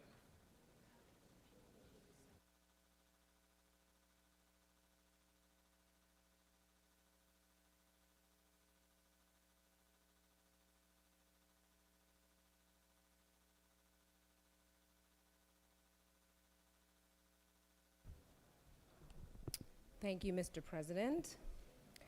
I'm going to speak first to the bill, and I do rise in opposition to Senate Bill 377 because we are yet again spending time in this chamber on legislation that we don't need and that is part of a national agenda to force culture wars on our state legislature when we can be focused instead on solving real problems. And yet again, we are claiming to protect people who will actually be harmed. Are we protecting teachers with this bill? We know that the Georgia Association of Educators opposes it. We know that many teachers came in person to speak against this bill. Something that you may not recall is that we are experiencing a crisis in the field of education right now. The Professional Association of Georgia Educators survey found that 1/3 of our teachers say that they are unlikely to remain in the field in the next 5 years. And a majority of teachers in Georgia, some 60%, said that they would not recommend teaching as a career to someone else. They cited burnout, low salaries, and increased demands as primary reasons for their low morale. How does this bill address those issues? Instead, it adds to the threat of disciplinary action with reporting requirements and pressure to self-censor to our already overburdened teachers and administrators. Vague bans create fear among educators and will lead to more people leaving the field or deciding not to go into it to begin with when we need more teachers, especially teachers of color. And threats from the state will not encourage people to neither join or stay in teaching. Of course, I agree that students should not be instructed that one race is inherently superior, but we already have laws and processes to prevent that in our classroom. The language we need to, hold on. Sure, there's language in the bill that prohibits racial stereotyping, and typically this could protect students of all races. Yet you'd only have to read the definitions to know which students are being shielded. SB 377 is a law that targets teachers, creates unnecessary burdens, and a pressure to self-censor, which can lead to students getting an incomplete view of history. I'm disturbed by this bill for many, many reasons, but overall, I find it to be pessimistic. It assumes that our teachers are not capable of handling difficult topics despite their training and ongoing professional development. And it assumes that our students do not have the tools nor the capacity to handle complicated, complex, and difficult discussions in an age-appropriate manner. And yet, aren't our schools an important part of where our children can learn these very tools, socio-emotional tools like empathy? Our teachers every day teach reading, writing, and arithmetic, but they're really teaching intellectual skills, critical skills, and an understanding that will give them psychological muscle. The most patriotic thing that we can do is not tell our students that we live in the greatest state or the greatest country in the world without equipping them with the abilities to make us better every year. Nothing that is being taught in our schools is about making kids feel responsible for what has happened in the past. It's about making them feel responsible for our future. We are writing America's story every day, including at this moment, and it's a story that we pass on to our children with every lesson. We should give them the tools to write a story that we can all be proud of. I can move on to my amendment now. I do really appreciate the author, the senator from the 50th, for his willingness to be open to this amendment. What this amendment does is it really only strikes 2 lines in the bill, lines 99 and 100, and those 2 lines deal specifically with the complaint resolution process, and specifically with district attorneys and the attorney general. There's no reason that we should be codifying into law the attorney general or the local district attorneys in educational complaint matters. We have avoided doing this in the past for many other bills related to complaint resolution, and there's already plentiful avenues in here for people to make complaints, including our parents, our students, school administrators, and it even leaves in members of this body. The matter of what we're teaching our kids really is not a criminal justice issue. So there's no provisions in this bill that would put teachers in jail or on trial for violating it. And so if no parent, teacher, or educator finds issue with what students are being taught, why would the viewpoint of the attorney general or district attorney matter? That is all. And I'm willing to take questions if there are any. You don't appear to have any questions. Thank you. I'll yield the well. Chair recognizes the senator from the 42nd to speak to the measure.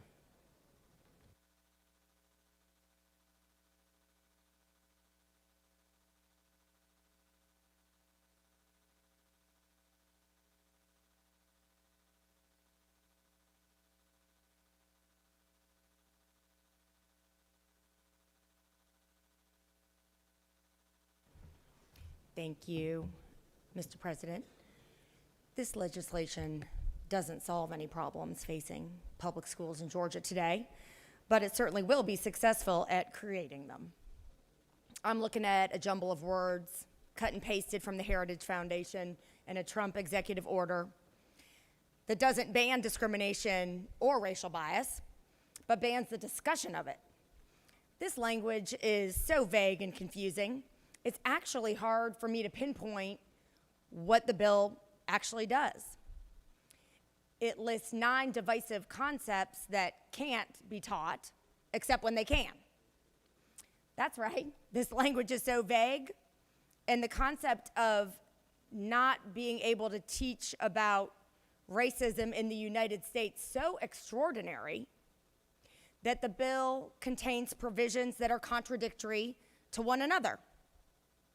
It tries pretty hard to square that circle. You can teach about one sort of racism, but you can't teach about this kind of racism. You can teach about racism in laws and the economy, but not current racism in laws and the economy. This conflict creates a huge opaque area that NASA itself couldn't see through with its most powerful telescope. No one, not parents, not teachers or administrators, or the boards of education, and certainly not legislators, knows where that line is or is supposed to be, or if there is truly even a line at all. But there will still be consequences, bad ones, from passing a bill like this. Let's say a class is learning about how governments imposed residential segregation and how the banking system redlined in minority neighborhoods. This widespread discrimination slowed the accumulation of wealth of Black Americans and further segregated neighborhoods.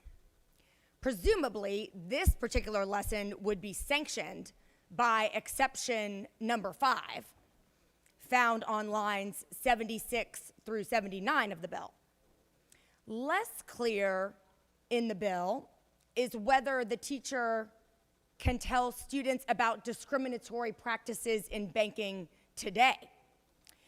Can he or she explain that big banks like Wells Fargo, JP Morgan, Citibank, and others have paid billions of dollars in settlements related to discriminatory lending practices within the last decade? Would such a lesson about modern day discriminatory lending practices violate the prohibition on teaching that the United States is systemically racist? Can a teacher say that in 2021, the Federal Reserve, our nation's central bank, conducted a racism and the economy seminar series to examine structural racism, its impacts, and ways to dismantle it? The U.S. Central Bank examining structural racism and ways to dismantle it. Is this endorsing divisive concept A? And the trouble is that even if the author thinks the answer is no, many parents will assume that the answer is yes. Now, let's think about another lesson being taught to a Black child in our schools. That Black child is sitting in a school named after a Confederate general who fought to uphold the institution of slavery in America. Or a Black child in one of the Georgia counties where the high school mascot is the Confederate rebels. That child can't be taught, according to 377, that someone should be demeaned because of their race. That's divisive concept G. But those examples are demeaning. You see the problem, right? We can demean, but we just can't teach it? Is that it? Parents who have now been primed by right-wing media to be on a scavenger hunt for anything with a whiff of a racial angle may complain about discussions of Black History Month, which recently did actually happen in Alabama, forcing their school superintendent to explain to their legislative education and youth committee that no, discussions of Black History Month are not critical race theory. But what about a conversation about Congressman John Lewis? What if a lesson about John Lewis, his fight against systemic racism and for equal rights for Black Americans, and his walk across the Pettus Bridge and how he was beaten. What if that veers into a discussion about his support in his last years for the Black Lives Matter movement? Is that prohibited? Or does that fall into one of the exceptions? While not solving any problems, as actually admitted, because apparently we're now spending hours on quote unquote problems affecting 0.01% of Georgians, the bill does create a host of new ones, because one thing it is sure to do is cause rampant confusion among parents, teachers, students, administrators, and the public. And the confusion will lead to complaints, and the complaints will lead to investigations, and the investigations lead to document production, which all takes up a lot of unnecessary time and trouble, energy, and money that ought to be focused on student achievement. It will also mean that conversations about difficult topics that really are truly best unpacked in an academic environment won't happen, which probably is the actual intent of the bill, to the extent that there is any intent other than as a campaign tool. Looking at the complex land and people that make up the United States of America, we can see that historically, the promise of opportunity and equality for all was undeniably not met. Our past has many examples of discrimination that had the effect of excluding Black Americans from opportunity, from slavery to the end of Reconstruction, when in 1868, Black legislators were expelled from this chamber, and one was not elected again until Leroy Johnson, not that many decades ago, were they? Expelled in 1868, no Black Georgians elected again to this room until our recent memory, our recent lifetime. To segregation and discrimination during the Jim Crow era, to efforts to block the reforms of the civil rights movement. Discrimination and efforts to push back on change did not stop there. After centuries of slavery and discrimination in the law, we have not eliminated racism or its vestiges from our society.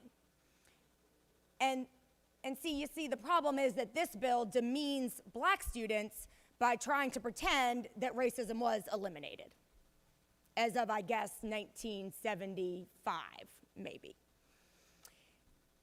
But you know who else we need to talk about demeaning? Teachers. Teachers will now have to decide if a lesson plan or simply answering a student question could elicit a complaint.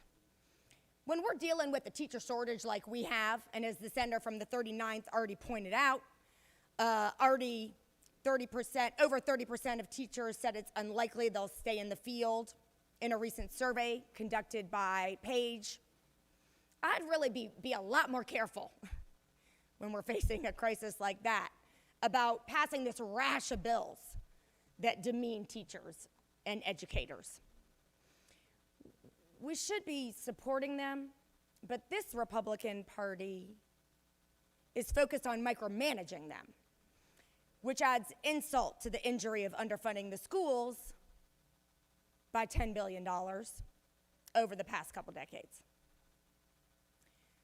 Students are another casualty of the imaginary problem affecting 0.01% of people. It's actually our obligation to teach them the critical thinking skills they need, to give them context to understand our history and the reality of current events. Here's a hard fact for those 0.01% of aggravated Georgians. You cannot legislate away everything you don't like. Can't be done. Not every problem that crops up, not every discussion that pushes a little too hard is a matter for a 5-page bill. Children are curious about the world around them, and they hear, they see, they think, they talk to one another and to the adults that they rely on to guide them through towards adulthood. They need us, they need adults in their lives to help them navigate current events in a world where human beings far too often still fall well short of ideal. This bill seeks to intimidate, censor dialogue, and deny learning opportunities to children. Ultimately, I have no doubt that the censorship will fail.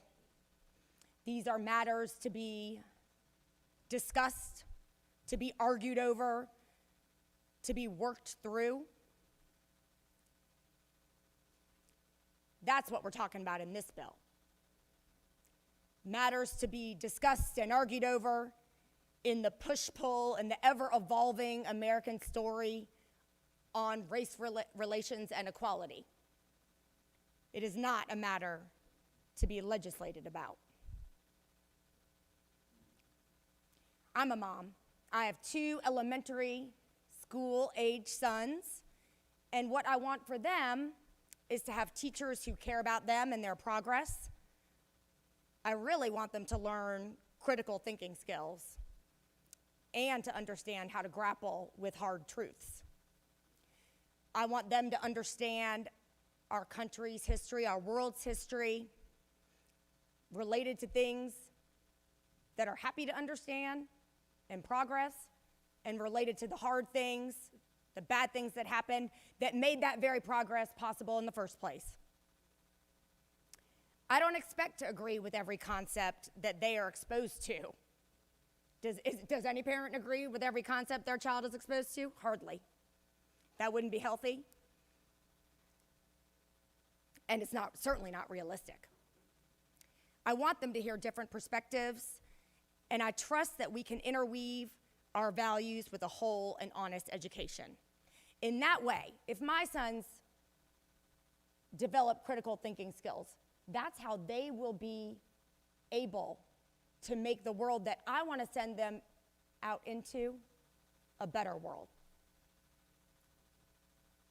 And I don't just want this for my 2 sons. I want this for all of Georgia's children. So I urge a no vote on Senate Bill 377. Thank you for listening. I'm happy to answer questions if there are any. Chair recognizes the senator from the 46th with a question. Thank you, Mr. President. Will the senator yield? Certainly. So do you want your children to be taught that one race or ethnicity is inherently superior to another race? Something along the lines of white supremacy? No. I certainly did not say that. You know this bill prevents that. Well, Senator, please give her time to answer the question. what that would get into is you can't say this, but you can say that, which is very vague and confusing. And if you're talking about the divisive concepts listed, there are some that I do object to. Others are not objectionable. Senator, further yield? Certainly. Do you want your children to be taught that an individual is inherently racist or oppressive due to their skin color or their race? As I already said, there are some that are not objectionable and others that I find objectionable. And I object to the entire premise of the bill. Will you further yield? Yes. Do you want your children to be taught that an individual's moral character is determined by his race or skin color? Senator, I think I've answered the question. We can all read the bill. Let me just again say that at best, the bill is unnecessary. Even the author mentioned it's for 0.01% of troublesome discussions. And at worst, it will cause damage in a lack of students being able to be taught higher level critical thinking skills about very complicated events and laws in our nation's history. Will you further yield? One Sure. final question. Sure.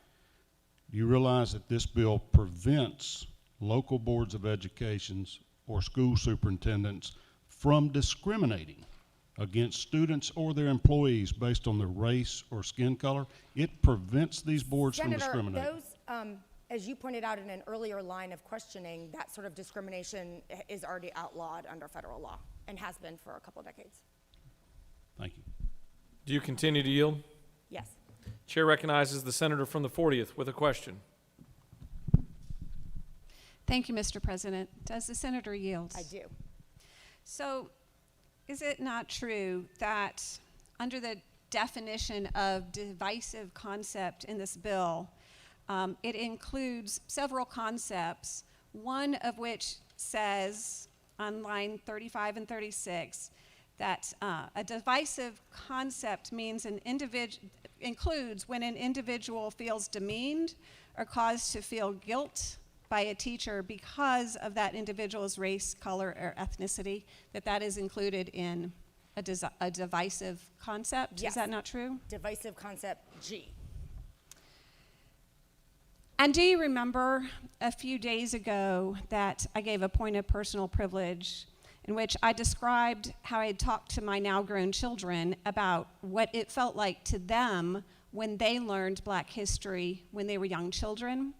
And that one of my children so insightfully told me that young children absorb stories, interpret stories as kind of good and evil.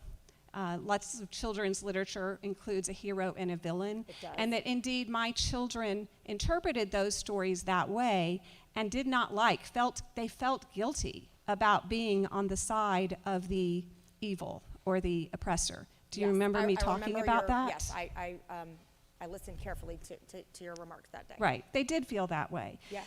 But then this bill goes on and says that nothing in this code section shall be construed to do any of the following. So it says that this bill shall not prohibit the use of curriculum that addresses topics of slavery, racial or ethnic oppression, Yes. Racial or ethnic segregation, or racial or ethnic discrimination. Yes. And that my children, by the very process of learning about these things, did feel guilty. Is that not true? That is true. Now, does it appear to you that these two sections of these bills appear then contradictory? I agree with you, Senator. And that it's difficult for a teacher to determine what aspects of history being taught are going to make which children feel guilty? That's very difficult to determine. I agree. Will you further yield? Yes. Would you say then that this issue is better dealt with through proper training and curriculum that perhaps embraces this opportunity to teach analytical skills and to encourage the development of psychological muscle in children so that they can go out and be successful in the world that we live in? I completely agree with you, Senator. Thank Very you, good Senator. point. I yield. Do you continue to yield? Yes. Chair recognizes the senator from the 36th to your left with a question. Thank you, Mr. President. The senator yield. I do. Appreciate your delineation, isn't it true, of the issues and concerns that this bill raises were it to become law. Yes. There are 2 points I believe that could be made to illuminate the discussion that we're having. And one I will point out, we heard a colleague assert today that laws on our books, federal laws, the Voting Rights Act, public accommodations, those laws that were passed in the late 60s as a result of the civil rights movement. Isn't it true? We heard a colleague say that proves that we're not, don't have systemic racism in this country because those laws are in the books. But isn't it true that those laws are on the books to curb and cure practices of systemic racism that have existed throughout the history of this country? That's true, Senator. So it's somewhat difficult, isn't it true, to understand how the fact that we have passed civil rights laws, letting all citizens vote, letting all citizens take use of public accommodations, that in passing those, we were addressing the systemic racism and the practices of our government that needed to be That's right, yes. reformed. Yeah, we had, of course, lots and lots of de jure segregation and racism, and that means, under law, governments imposing racist laws, yes. Does the senator further yield? I do. You may or may not be aware, but I'd like to ask you if you know about this and if you're concerned about it. As you've pointed out potential damage that this bill could do were it to become law, are you aware that the College Board principals say that they will not grant advanced placement designation courses in schools that practice censorship? I was not aware of that, Senator.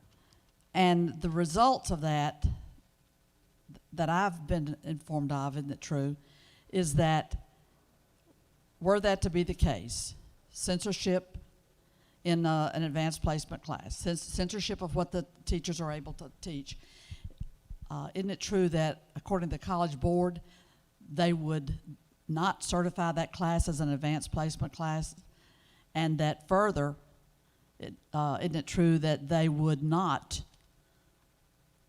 when they turn in the records of the colleges, the advanced placement course could not be included in a school setting where they're banning or censoring teaching. So, Senator knows of what she speaks. isn't it true that even the threat, the possibility that we would risk having advanced placement classes decertified by the College Board really upset parents across this state that work mightily to get their children into advanced placement courses and that work mightily to get their school to qualify and get these courses certified. So why would we pass a bill that threatens the advanced placement courses in high schools across this state? It's an excellent question. I can only hazard a guess since I'm not one of the signers. But as I mentioned, in trying to create a censoring, chilling effect on conversations and create some talking points for the campaign trail, we could do very real damage. And just final question, if the senator will yield. Yes. Have you been hearing the voices of teachers across our state and the voices of teachers in your district, in the schools in your district, some wonderful Atlanta public schools in your district? Have you been hearing the voices from them expressing great alarm at what this Senate bill does? Oh, absolutely. I have, Senator. And isn't it true that I, too, am hearing from teachers all across Atlanta saying, what are you doing down there to be censoring how teachers teach their curriculum? I agree. I agree. I hear the same thing. And I will add that were I a teacher, this kind of nonsense is enough to make you throw your hands up and say, I'm done. Thank you, Senator. Thank you. Mr. President, I'll yield the well. Senator has yielded the well. The chair recognizes the senator from the 22nd to speak to the measure.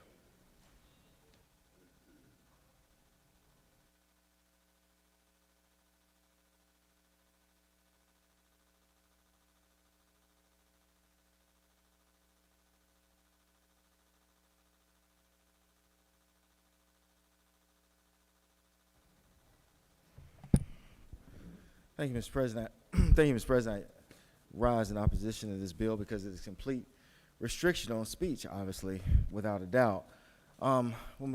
Because it goes further than just the divisive concepts. Because if it sticks with the divisive concepts, quite frankly, the bill can be taken apart pretty easily. If there is no bill, if you stick to the divisive concepts. So therefore, you have to go beyond that. And in fact, on line 21, it talks about going beyond that, which is including views espousing such concepts, which makes it a very strict content restriction on speech. So let's kind of look at this. And we can just look at a couple of lines here. And this was really interesting drafting. But just changing a couple of words really changes the whole context of the bill, which then says, why do we even have it? So the United States of America, line 24, the United States of America and the state of Georgia are fundamentally or systemically racist. Why use the term racist? Why use that term? That term is one that inflames passions, is one that gets people riled up, so to speak. It's a term that's also not really quantifiable, and it's just difficult to define, and it gives persons wiggle room. So I think the term racist was used for that particular reason. It gives persons wiggle room on things like slavery, for instance. So I've heard conversations say, well, slavery wasn't racist because people in Africa had slaves. Of course, you don't understand actually that Africa is not a country, it's a continent, and that's a whole nother conversation that you really don't understand how all that worked. But slavery wasn't racist because there was this guy in Louisiana who was black and he had 2 slaves. Or slavery wasn't racist because the person who owned everybody, he willed them his property at the end of his life. And so it gives person wiggle room. But what if we just changed that word and said discriminatory? Discriminatory. And then what if we said was discriminatory inherently? Could we really argue with that? I believe even the author said that, yeah, there was a time where it was discriminatory. Because you can quantify that, because whether some Africans had slaves or whether some guy in Louisiana had a couple of slaves or whether a guy willed his property, it was discrimination. Forget about the argument about racist, it was discrimination. Because on one hand, you had persons who could marry and have children, and they were free. And on the other hand, you had persons who maybe were married, they were separated, they had children, they were born into bondage. Those children were born into bondage. That's discrimination. And then, if we was to say was inherently discriminatory, how could anybody argue with that? So no matter what the reason was that a person had these human bondage persons, it was discriminatory. It can't be argued with. No matter when you start, and then if you say was, you can't argue that there was a system in place that protected this discriminatory process. Forget racist, because that gets us all riled up and be like, well, this guy has some slaves, and that guy has some slaves, and this guy, he let his slaves go, whatever. Was it discrimination? The answer is yeah. Was there a system in place to protect it? The answer is yes. In fact, the author even kind of acknowledged that and said, yeah, there was a time. Then that brings us to this question. When do I have to cut off the time? So if the teacher says the United States of America and Georgia was at one time discriminatory, when do they have to cut it off? Does it have to be 1965? Does it have to be 1945? Does it have to be 1985? Does it have to be 2000? What year do they have to cut it off to come within the rubric of this particular statute? And at that point in time, that's when you know you have a complete restriction on speech. That's when you have a complete restriction on speech, because you have acknowledged that, yes, there was a time where the United States of America was discriminatory. And if a teacher says that, and he says, well, I mean up to today, you'll say, well, you can't say that. You can't use it up to today. So if a teacher says, the United States of America and Georgia was discriminatory up to today, you'll say, you can't say that. So the teacher says, well, which one can I say? 2000? 1990? 1955? What year do you want me to do? And at that time, you have total content restriction. That's where you're heading. You have no choice. But see, if you can change the nature of this bill that easily, then you also have no bill, because if a teacher can say that was inherently discriminatory, take out racist, take out now, was inherently discriminatory, you really don't have a bill. It really doesn't make any sense, because you're saying you're going to allow that to take place. So also clever drafting would be an individual, because this is what persons think we're talking about, but it's not clear. Let's look at number 20, line 26. It says an individual solely because of his race, skin color, ethnicity is inherently, let's change the word racist and go back to discriminatory, inherently discriminatory whether consciously or subconsciously. See, we believe we want to use, and this is where we get caught up at, we want to use the individual being the individual student. But what if I told you about a guy named Ben Tillman? Have you ever heard of the Hamburg Massacre? Hamburg Massacre happened right outside of Augusta, Georgia. It was African-American soldiers. They were soldiers. They were militiamen. And they were doing on July 4th. They were engaged in July 4th activities. These were African-American soldiers. They were engaged in July 4th activities, and Benjamin Tillman and others decided, whites decided, that they were going to go over into Hamburg and basically start trouble. So when they did that, the soldiers, of course, tried to stop them. Courts weren't as congested as they are now, so Tillman and others immediately said that they were basically trying to impede their progress on a public street. So Tillman and others said that these African-American soldiers were trying to stop them from walking down a public street. They go to court like 4 days later. African-American soldiers go to court, and all of a sudden, a mob comes out and surrounds the courthouse. Surrounds the courthouse. The African-American soldiers fight back, but then the persons who surrounded the courthouse, they bring up a cannon and have to make them flee. When they flee, they're caught, and they're put in what's called a dead ring. And in that dead ring, they would basically pick out persons one by one and kill them, and 4 persons were murdered. An African-American state senator actually came to investigate what had taken place. When he got off the train, Benjamin Tillman and others captured him. And when they did that, he asked, could they tell his wife some things regarding his property? And then he was murdered. Benjamin Tillman never denied that he did it. In fact, he bragged about it. In fact, he said he would never apologize for what happened. In fact, he and another person who ran for governor against each other actually fought about who did most in the Hamburg Massacre. I don't know Ben Tillman. He would later become governor, and he would sponsor many discriminatory practices. Could I not say that that individual was inherently discriminatory? Here's a man that brags about murder of African-American soldiers. Here's a man that creates discriminatory policies. Let's forget races, that triggers everybody. He creates discriminatory policies throughout his tenure. Could I not say that that individual, because of his race, he didn't do this because they were Democrats or Republicans, he did it because they were black, who murdered persons and bragged about it? Could I not say that he was inherently discriminatory?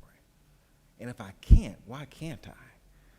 What else would you describe him as other than inherently discriminatory based on those facts? That's where we are. And then we talk about the fact that we can say things without endorsement, line 74. We can actually teach all of this stuff, but not with endorsement. So what if I'm a teacher and I start telling our students about some things that human captives said? I really don't like using the word slaves because some innocuous now doesn't have any meaning anymore.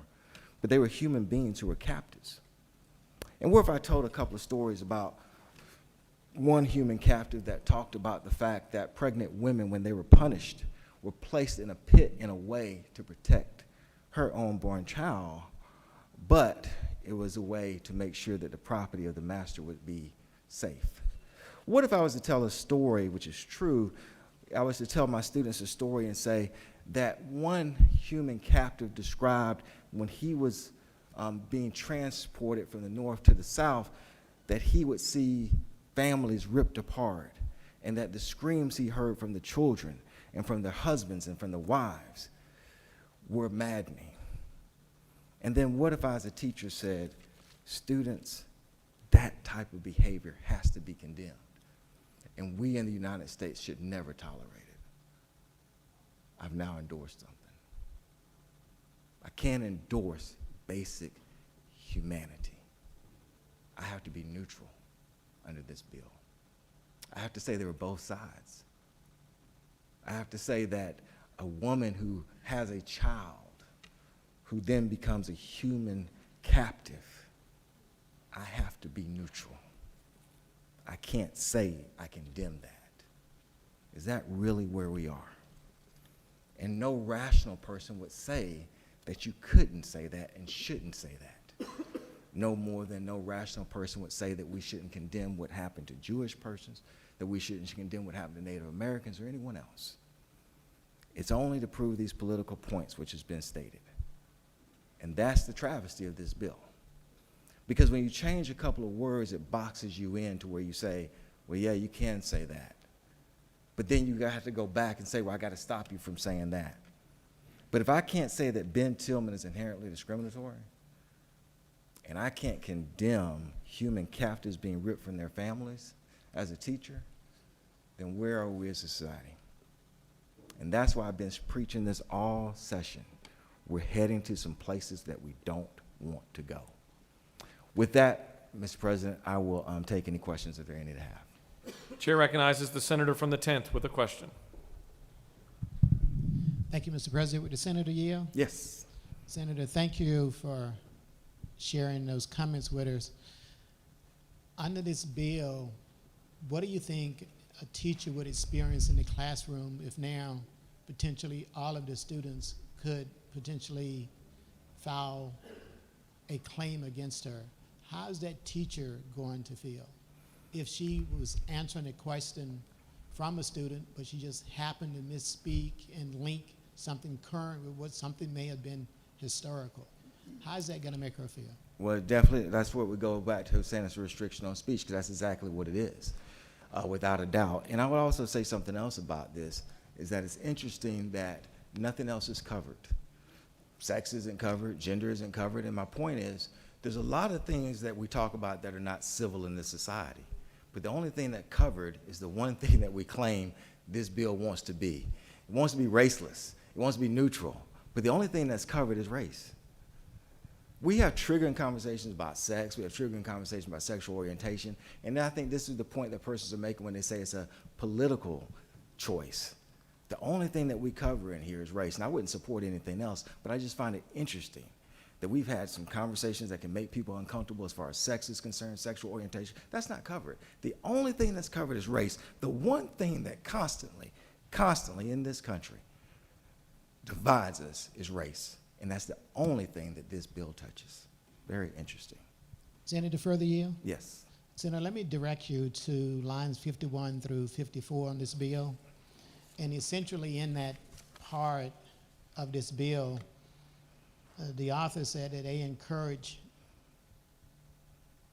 shall encourage such employees not to judge students or other employees or other individuals based on their race, color, or skin color, or ethnicity. Is that correct, Senator? Yes.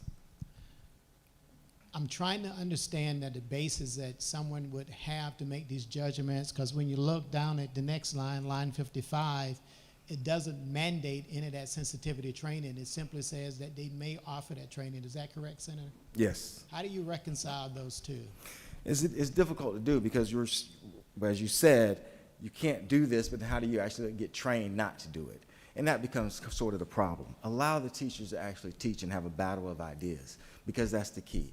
They should have a battle of ideas, and that's what should happen in the classroom. And let me say this. I get it on some level. A lot of us are put in boxes, but we should never stop speech. For instance, as an African-American man, for instance, I'm put as a box many times as being African-American men are misogynists or anti-LGBTQ. But I want you to think about this, how that rubs me very badly. Because the fact of the matter is, when I was a prosecutor, my case that I loved more than anything else was when a young woman came to me and there was a charge. It was a sexual charge, and everyone said, why are you even prosecuting that case? Men and women. This is before Me Too or anything like that. And everyone said, you can't win that case, you can't prosecute it. She had been a victim. And men and women said, you can't prosecute that. And we went forward on it. And that's the one case that sticks out more than anything. And then when we start talking about LGBTQ and African-American men, I got the award from Georgia Equality. And where persons said, do you think you need to advertise that? And I said, why not? So when persons put me in a box, it affects me. I get it. I get why somebody would say, I don't like somebody just saying white or racist or white this or white. I get it.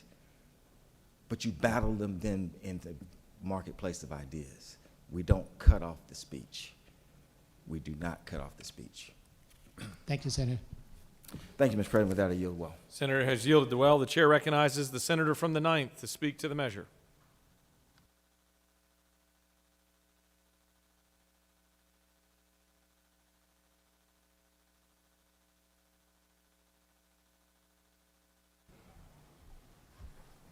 Thank you, Mr. President. Good afternoon, colleagues.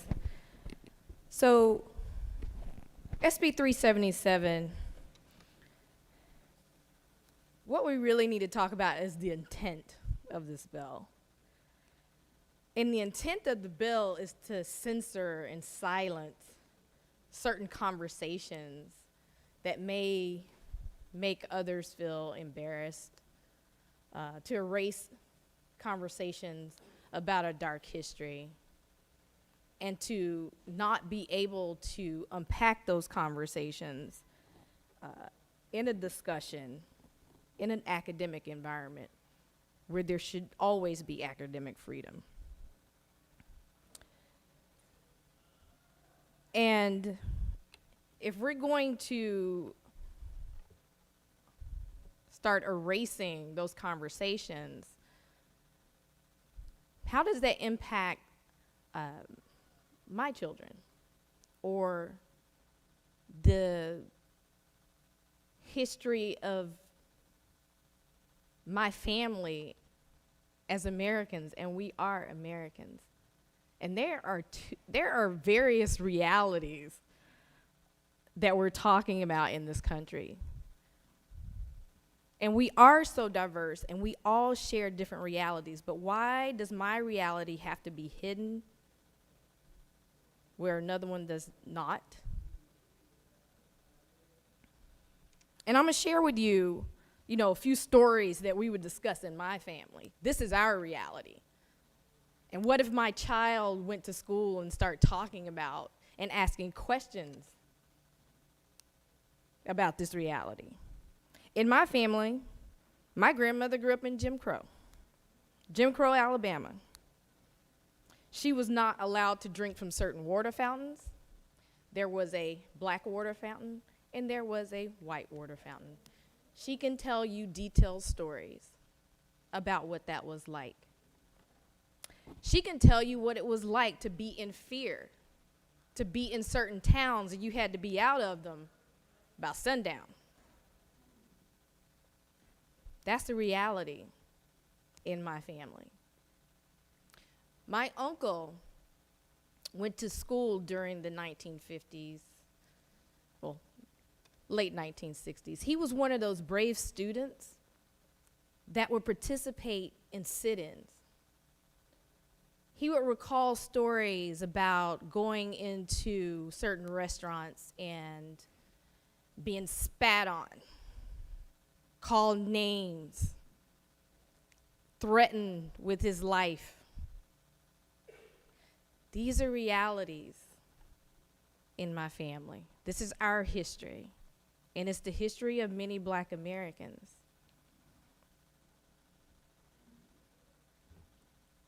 And why, if my child, if SB 377 was in existence, when my kids were in school or when I was in school, how would I be able to talk about that? To maybe ask my teacher or share a story about our American history and trust that our educators would have a discussion about it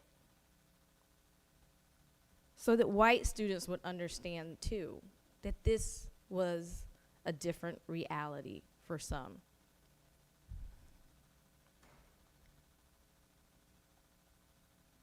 And I know these conversations, they're hard to hear. It's hard for me to hear them. But it is our history.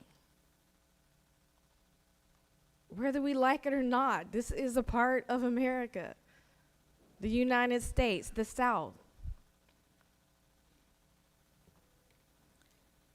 And there's nothing wrong with talking about accurate history. It's facing the truth. In history, that's what we're talking about. That's part of truth. And it's supposed to make us uncomfortable. It's supposed to elicit a feeling. It's supposed to make us feel disgusted. And it's supposed to do that so we don't repeat history, so that we learn and we become better humans and we learn how to treat each other better. That's why we need to have these conversations. Why we should not be censoring these conversations in a classroom. Why can't we talk about, or why can't black children talk about how our ancestors came here, stacked side by sides in boats for months, like animals, with disease, shackled, no water, no food. Why can't we talk about that? Because it's because of that that one of my ancestors survived, that I'm standing here right now. Under those harsh conditions. Why can't we talk about that? Emory keeps the slave ship manifesto. I invite those of you in your free time to go take a look at those pictures. Share those pictures with your families. That's our history. That is us. That's who we are. That's who we were. And we teach history so that we don't become that again. Why can't we talk about the Tulsa Massacre? I didn't even learn that in school. I learned that probably not in grade school, probably when I got to college. And I did go to a predominantly white school. And sometimes certain histories were not taught. And it seems like we want to continue that. But why can't we talk about Tulsa? I've heard even from some of my, white friends that I love, they never even knew about the Tulsa Massacre. They had never heard the story before about how black people were murdered. Why can't we talk about the 1906 Atlanta race riot? What caused it? And under SB 377, none of this can be said or talked or discussed.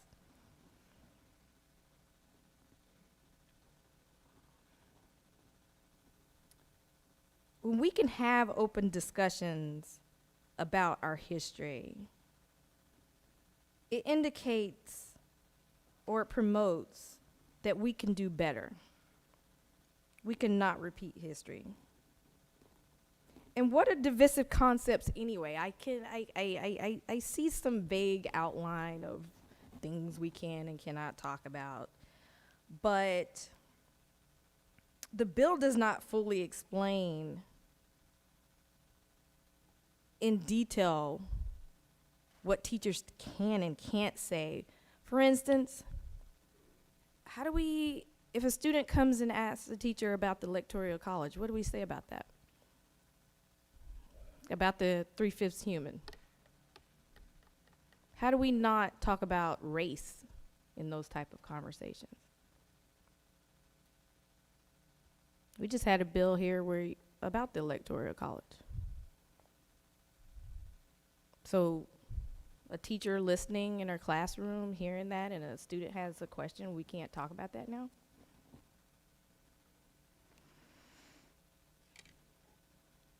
This bill seeks to sell a false reality to our kids, and that the history of black students doesn't matter.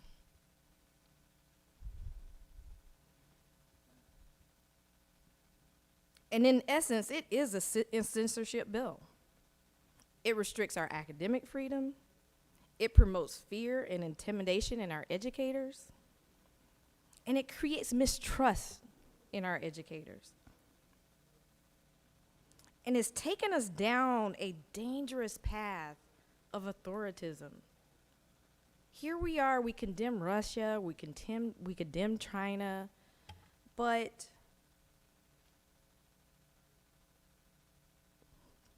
SB 377 is a censorship bill. It is telling us that it is infringing on our freedoms to have these type of discussions.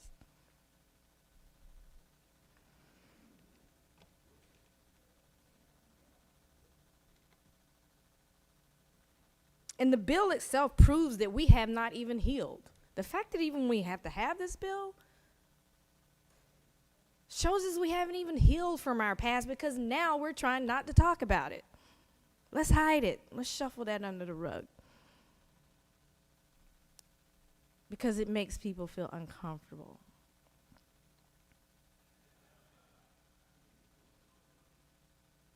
And it's censorship bills like this that as we continue on this path, they are going to sacrifice our democratic values that make our country great. And we must be mindful of eroding democratic norms that we normally adhere to.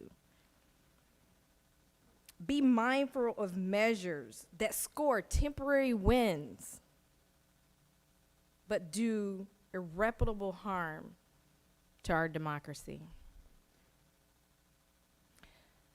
So I ask you all here today, and I know some of my colleagues have left the room, and they're going to vote the way they want to vote anyway, and that's fine. I know your minds are already made up. But please be mindful of what we're eroding, what you're asking in this bill. What is the intent of this bill? It is a censorship bill. It vilifies our teachers. It tells one race over another, we can't talk about your history in a real way.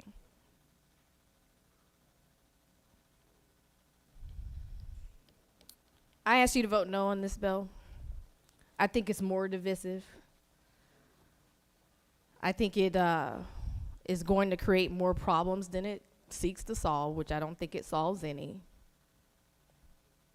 other than a political scoring point. So I ask you to please vote no on SB 377, and I yield for questions. Chair recognizes the senator from the 27th with a question. Thank you, Mr. President. Senator, do you yield? Yes. You referenced earlier something around this violates academic freedom. Mm-hmm. Can you outlaw for me some of the case law and academic freedom as it relates to K through 12 education? Academic case law from the bill or academic case law? No, what I'm getting period? at is. I guess no, I can't outlaw academic fair, that's case fair. law. Do you continue to yield? Yes. Isn't it true that academic freedom exists fundamentally differently in the higher education realm than it does in K through 12 education, because we're educating adults as opposed to educating children, when children are required to be in the classroom in K through 12 education, whereas they're not in higher ed? I would argue that it does not. Then we're saying that our kids are not capable of handling this type of information. Well, the courts, would you continue to yield? Yes. The courts would disagree with you, and the original version of this bill included provisions around higher education, and those were removed specifically because of academic freedoms that are protected at the higher education level that are not. We tell teachers what to teach every day in K through 12 as a state and as a local board of education. Isn't that true? That is correct. So I just wanted to, with that in mind, could you help me understand what academic freedoms exist in K through 12 education that this bill violates, as you previously stated? Okay, if we can't talk about slavery and the truths of slavery, and we're considering that divisive conversation, to me that is an academic freedom that we're not being allowed to talk about. I get what you're saying about higher education, but I would still again argue that this concept, or having real open conversations about truth and history, I believe our kids K through 12 can handle that. Thank you. Do you continue to yield? No, I don't. Senator has yielded the well. Chair recognizes the senator from the 41st to speak to the measure.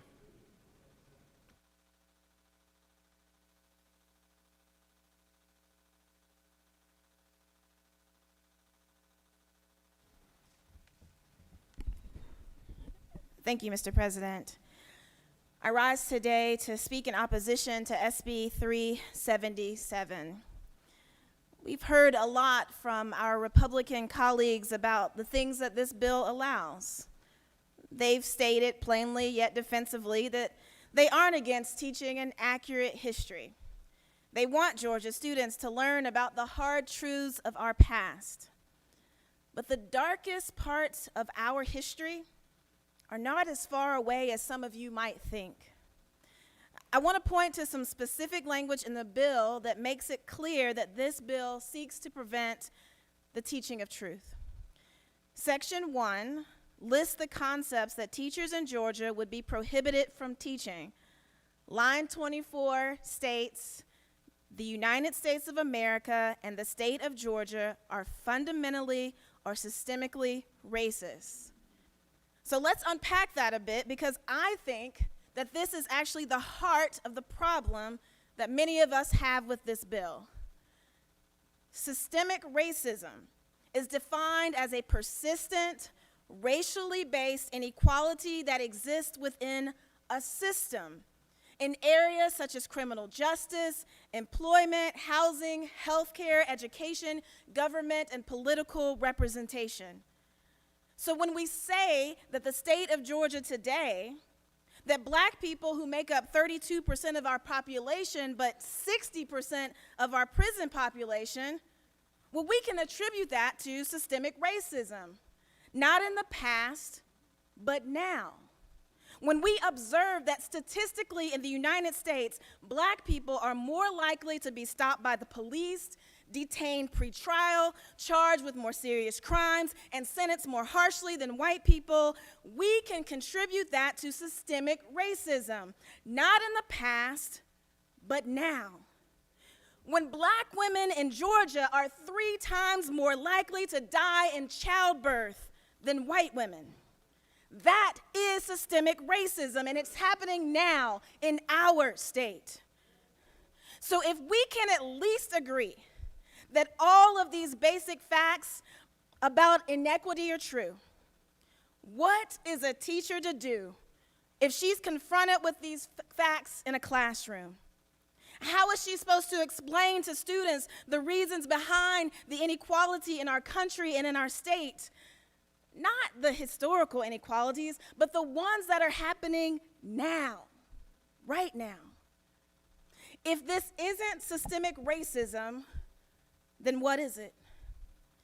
Surely no one here would dare to suggest that there is something inherent in black people that holds us back, that keeps us in jail, that causes us to die in childbirth. Obviously, that's not the case. But this is exactly the reason why it's so important that we do teach about systemic racism. And the systemic racism, not that's just in our past, but that's in our present. Because without explanation, without explaining that systemic racism is real, students of today would be left to draw crushing and demoralizing conclusions about inequality, left to conclude that inequality is somehow inevitable and inherent in a particular race of people. My friends, we're going to take a vote today on this bill, and we're going to watch this overwhelmingly white, overwhelmingly male majority decide for our students what is and isn't okay to say about race in the classroom. And it's going to be written into our codes. It's going to be codified that despite all of the protests that you've heard from people of color and women in this room, people who represent millions of Georgians, we are going to codify this. And it's going to be used to accuse teachers and to punish schools simply because they dare to tell the truth. The truth that there are today some fundamental inequalities in our system. The truth that there are fundamental inequities in our systems. This bill and the process by which it was written, introduced, and ultimately may be passed, it will become in and of itself a prime example of systemic racism. A systemic racism that is being enacted before our very eyes, not in the past, but now. I yield the well. Chair recognizes the Majority Leader to speak to the measure.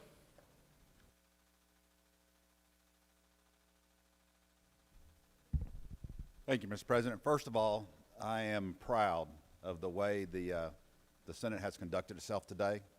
It has been an open and honest discourse, discussion, and we, again, are showing that you can have a difficult conversation in a mature, calm manner. So thank you for that. Now I'm going to blow it up. There's been a lot of misinformation about what this bill does and doesn't do. And I understand that. I understand it is a passionate area. But if you want to talk about the 33 Republicans that were expelled from this chamber in 1868, you not only could, you should. You should talk that history. If you want to talk about the massive oppression under the Jim Crow area that lasted into the 60s, that was primarily from a political party that was resonating in the South at the time, you not only could, you should. You should have those discussions. You should have the discussions about what's going on now. What this bill does, it doesn't, like the senator, my friend up here from the 15th, I can't look at you and say you are inherently superior solely because of the color of your skin. My friend, the senator from the 8th, you are not inherently racist because of the color of your skin. There are 1,000 different things that make up each of us as individuals, and when you systemically, since we like that word today, try to clump everybody of a particular skin color, ethnicity, or race under one umbrella and say, because of that, you must be this. That is a false analogy. We are sending our kids to school with teachers that we are entrusting to nurture our children.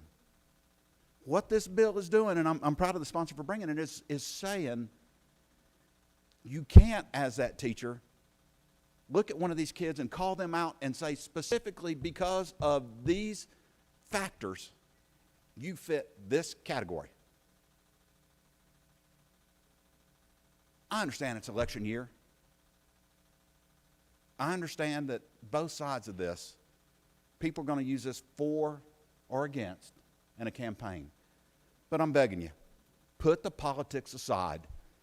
Think about those kids, and if it's your kid, and this is not your kid saying, the teacher going, you are inherently superior because of your race, because of your ethnicity, because of your skin color, but it's one of those teachers that looks at your kid and says, you are inferior or you are a racist because of your race, ethnicity, or skin color.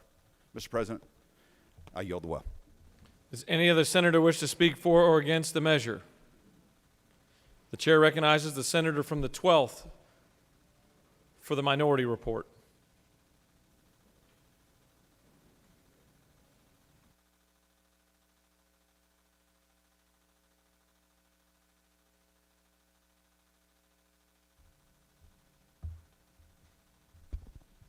Thank you, Mr. President. Colleagues, this is the Senate Education and Youth Committee Minority Report, March 11th, 2022, not March 11, 1860s, or March 11, 1954, or March the 11th, 1968, and we can go on. But it's March 11th, 2022, and here we are again. SB 377 is a bill that is totally unnecessary.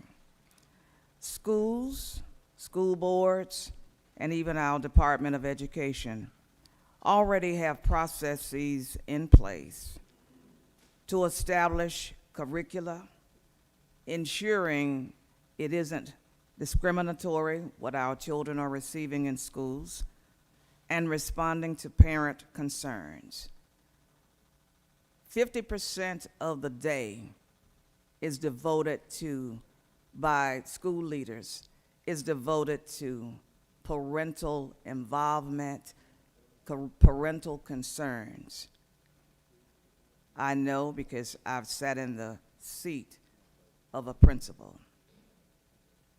The origin of the divisive concepts, the language that's used in the bill, is the result of the previous executive branch of these United States of America to suppress diversity training in our, not only in our public schools, but in our federal workforce. The language has migrated to a series of state-level bills that are pushed by conservative organizations. Bills that use language from this list aim to discourage our teachers from making race or gender salient in conversations about power and oppression. We should not be sending a message that we don't trust teachers when we are already facing massive shortages and high levels of burnout and teacher turnovers. Teachers have been performing miraculous feats in unprecedented circumstances during this pandemic. Vague bans create fear among educators and will lead to more of them leaving the field or deciding not to go into education at all.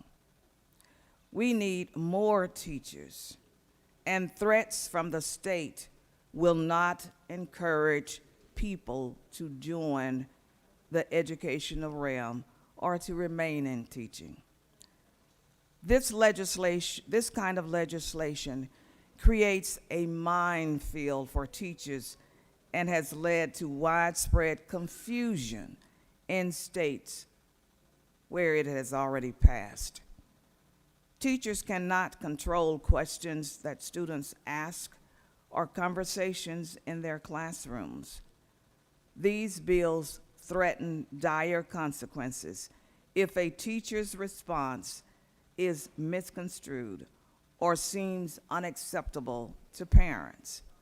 This bill deprives teachers of free speech and equal protection under the law, and similar bills are facing court challenges as a result. This bill represents an effort to impose content and viewpoint-based censorship. This bill has a foreseeable chilling effect on the speech of educators and trainers, even when crafted in ways that nominally permit free expression. It sends an unmistakable signal that specific ideas, arguments, theories, and opinions may not be tolerated by the government. This bill includes language that purports to uphold free speech and academic inquiry. This language, intended to help safeguard the bill from legal and constitutional scrutiny, does little or nothing to change the essential nature as an instrument of censorship. Mr. President, I leave the well, and this minority report will be filed this day, March 11th, 2022. Thank you. Thank you, Senator. Chair recognizes the senator from the 50th to close the debate.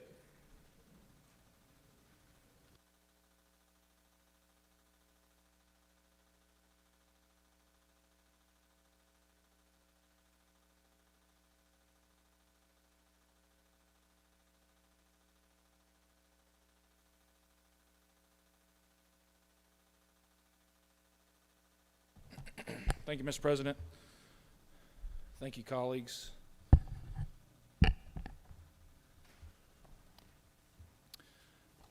I want to echo the majority leader's sentiments earlier. I appreciate the civil discourse today in the chamber. While we do disagree on a lot of things, it's always refreshing that we are able to discuss a bill and not take things personally and discuss the merits of a bill, and I appreciate that greatly. The first thing I want to address is the amendment that's been introduced today by the senator from the 39th. After lengthy discussions with her and other members in this chamber, I would be in support of that amendment and would ask for all of you to support that as well. Next thing I want to address is I want to make it very clear that the people in this room, our governor, our party, our caucus, is 100% in support of teachers. Teachers have a very difficult job, especially recently with the pandemic and having to adjust the way they teach, how they teach, and I commend those teachers, and I applaud the governor for his stance in increasing their pay and increasing support for teachers. And to say or to accuse any of us in this room of being non-supportive of teachers is just wrong, and I wanted to make sure that was made clear.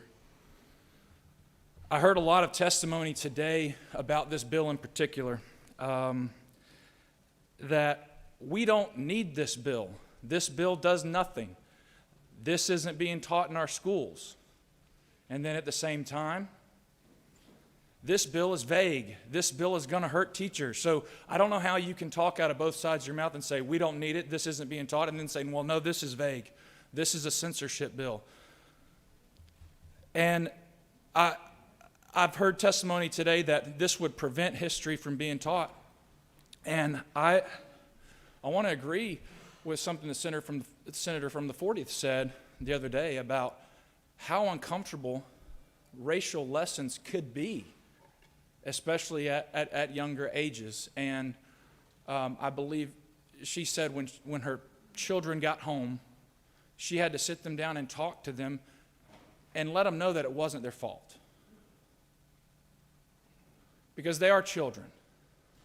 And we can teach them these hard lessons.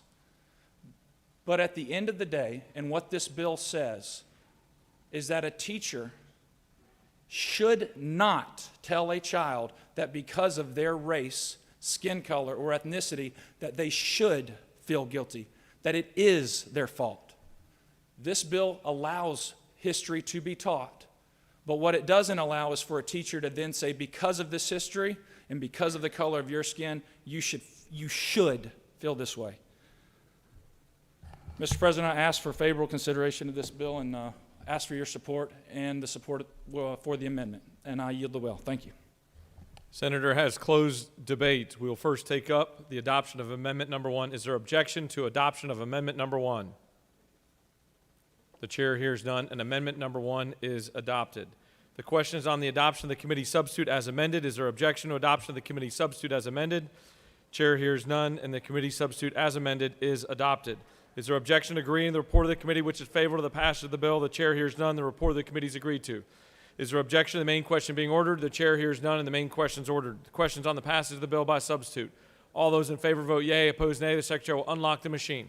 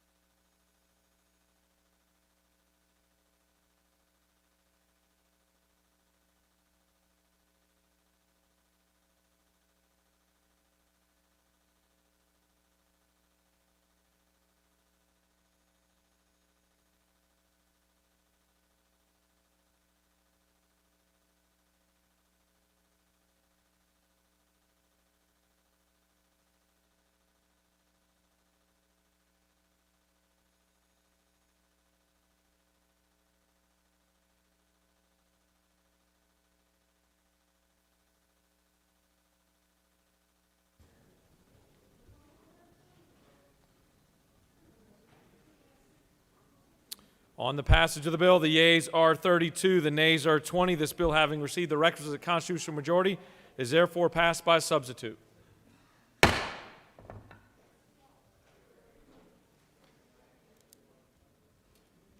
Mr. Secretary, can you please read the caption of Senate Bill 339?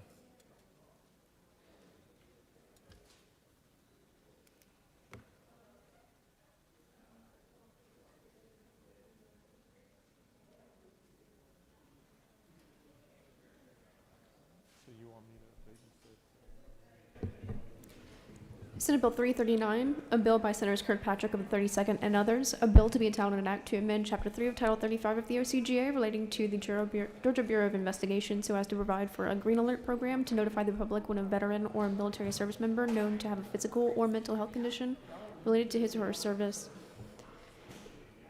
and for other purposes. Mr. President, the Senate Committee on Veterans, Military, and Homeland Security recommends that this bill do pass by substitute. Respectfully submitted, Senator Kirkpatrick of the 32nd District Chairman. Mr. President, Senate Veterans, Military, and Homeland Security Committee offers the following substitute to Senate Bill 339, a bill to be entitled an act to amend Code Section 35-3-171 of the OCGA relating to definitions relative to the statewide alert system for missing disabled adults so as to include veterans who are missing and may have a medical condition and for other purposes. That completes the order, Mr. President. Chair recognizes the senator from the 32nd to present Senate Bill 339.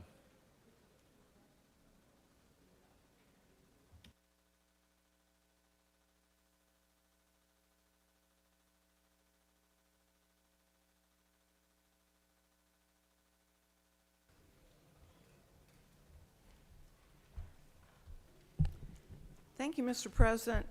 This bill expands the definition of a Maddie's call to include missing military service members and veterans. The Maddie's call in our current code is an emergency alert for disabled and elderly persons. Local law enforcement takes the information and fills out a form that's transmitted to GBI, who then decides which region should be notified. This bill will allow an additional checkbox on the form for military personnel and veterans. We have seen repeated news articles about missing active duty military personnel, and we also know that some veterans are high risk for mental health issues, including suicide. There's no fiscal impact or additional administrative burden on GBI or local law enforcement with this bill, and I appreciate the help of the GBI with this bill. The bill fits nicely with our mental health efforts, and I would ask for your favorable consideration. Be happy to answer any questions. You don't appear to have any questions. Thank you. I yield the will. Any other senator wish to speak for or against Senate Bill 339? The chair sees none. The question is on the adoption of the committee substitute. Is there objection to adoption of the committee sub? Chair hears none. The committee substitute is adopted. Is there objection to agreeing to the report of the committee which is favorable to the passage of the bill? The chair hears none. The report of the committee is agreed to. Is there objection to the main question being ordered? Chair hears none and the main question is ordered. Questions on the passage of the bill by substitute. All those in favor vote yea. Opposed nay. Secretary will unlock the machine.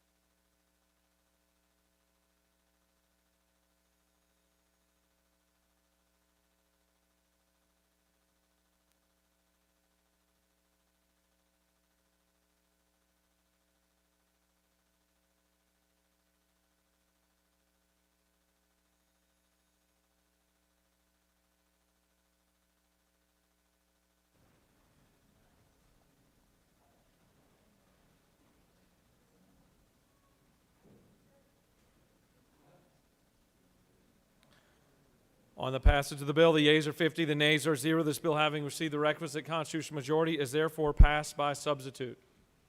Mr. Secretary, can you please read the caption of Senate Bill 357? Senate Bill 357, a bill by Senators Kirkpatrick of the 32nd and others, a bill to be entitled an act to amend Code Section 20-2-295 of the OCGA relating to military student transfers so as to provide military students with the discretion to select adjacent school districts for attendance and for other purposes. Mr. President, the Senate Committee on Education and Youth recommends that this bill do pass by substitute. Respectfully submitted, Senator Payne of the 54th District Chairman. Mr. President, the Senate Committee on Education and Youth offer the following substitute to Senate Bill 357, A bill to be entitled an act to amend Part 13 of Article 6 of Chapter 2 of Title 20 of the OCGA relating to organization of schools and systems under the Quality Basic Education Act, so as to provide that a military student may attend any public school in the state, subject to certain conditions regarding availability and transportation and for other purposes. That completes the order, Mr. President. Chair recognizes the senator from the 32nd to present Senate Bill 357. The rules chairman must be favorable to the senator from the 32nd. Two in a row.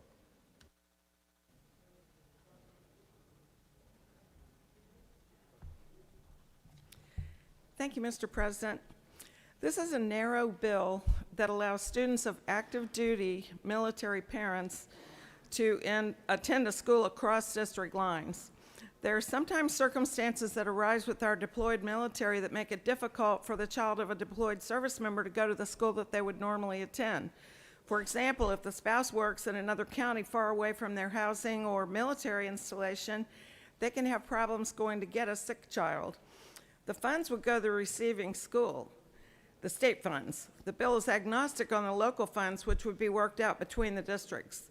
This would likely affect a small number of students for a short period of time, since a deployment is a maximum of 2 years. And the bill makes it clear that enrollment is subject to capacity and that the parents are responsible for transportation. I appreciate the help of the Department of Education with this bill. The State Joint Defense Commission hears at every meeting that K-12 education is a priority for their personnel. States are rated by the Department of Defense for their military friendliness, and this is a big item in the rating, and I have this report at my desk if anybody wants to see it for your district. I hope that you'll help me support our men and women in uniform as they deal with their kids' education in these challenging times. This bill passed unanimously out of committee, and I would urge your favorable support. Be happy to take questions. Don't appear to have any questions. Thank you. I yield the well. Chair recognizes the senator from the 2nd to speak to the measure.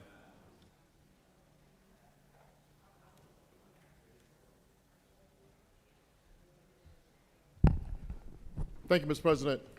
Although I applaud the senator from the 32nd from introducing a bill to help our military, we all believe in our military, in our state, in our country, because our military is such a strong entity of our great state.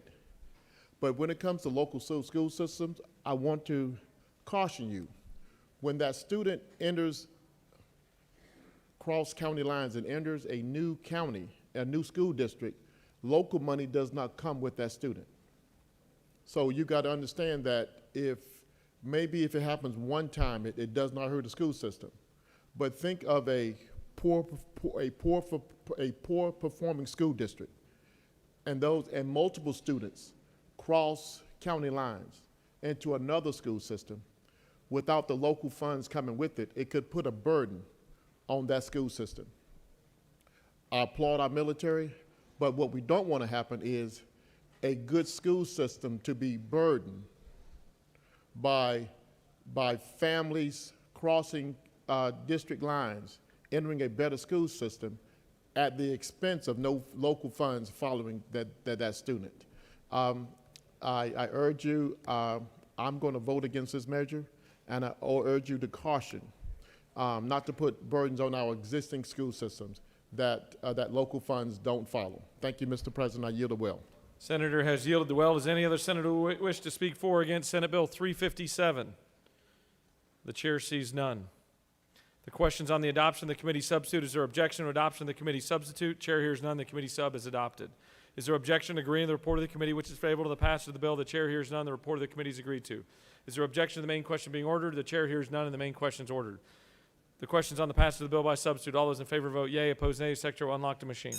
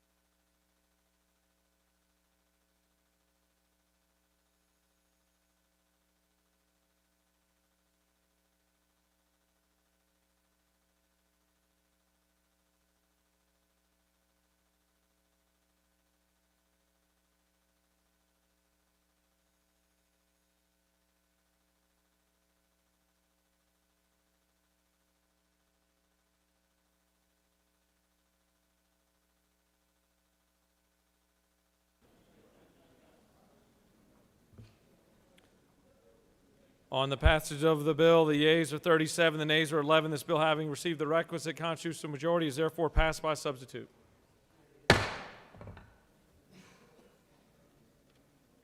Mr. Secretary, can you please read the caption of Senate Bill 359?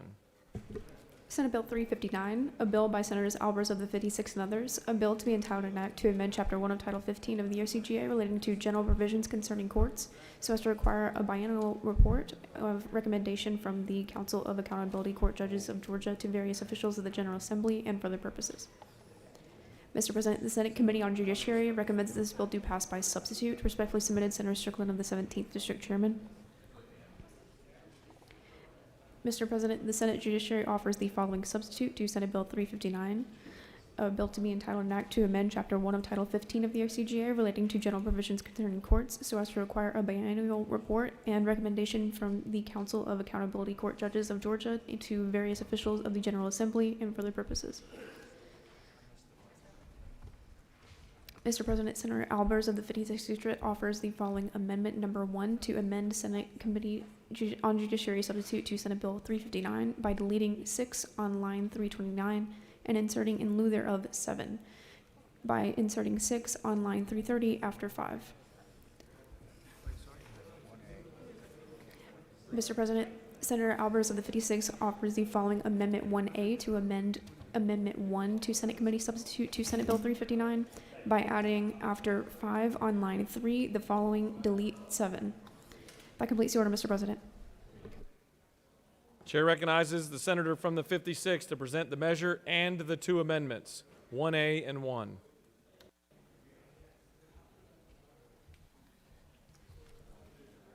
Thank you, Mr. President.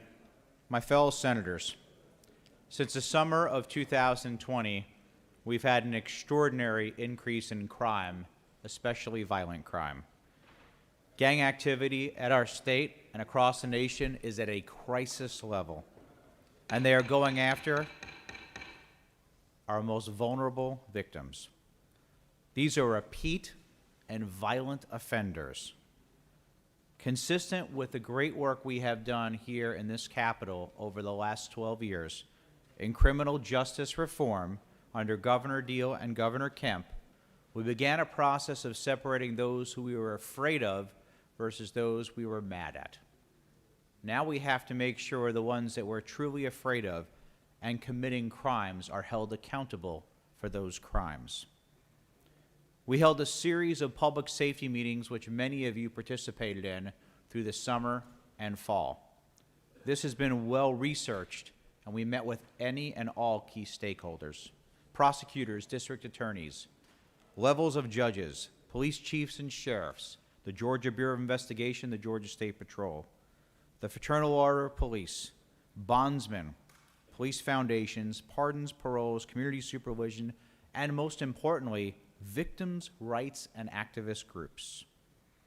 I want to thank Governor Brian Kemp for his forward-thinking and excellent work on convening a gang task force and spending time and the state's resources of going after this criminal enterprise. We have to make sure that our criminal justice reforms are weighted in favor of the victims.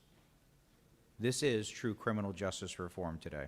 Let me take you through this bill because it is a rather lengthy bill.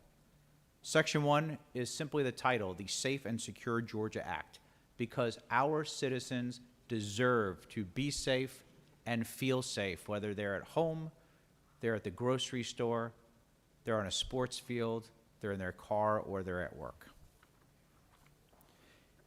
The next section requires our accountability courts to simply make reports on an annual basis. As you know, here in the General Assembly, we have accountability put into place where oftentimes we ask groups to submit reports, in this case, to the Lieutenant Governor, the Speaker, to our judiciary committees, simply making sure our accountability courts are, in fact, accountable. Section 3. This is punishment for possession of a firearm by a convicted felon or a felony involving domestic violence, changing it from a 1 to 10 year sentence to a 5 to 10 year sentence. Senators, we have an epidemic of violent crime right now. Gang members are committing this violence, domestic violence, gun violence, and we're seeing it in every single district. This is the way gang members victimize people. Mandatory minimums are not a bad thing for violent offenders. If you think about what we did with nonviolent drug offenders, we wanted to make sure there was a path for them to get back into society. But habitual violent offenders are different.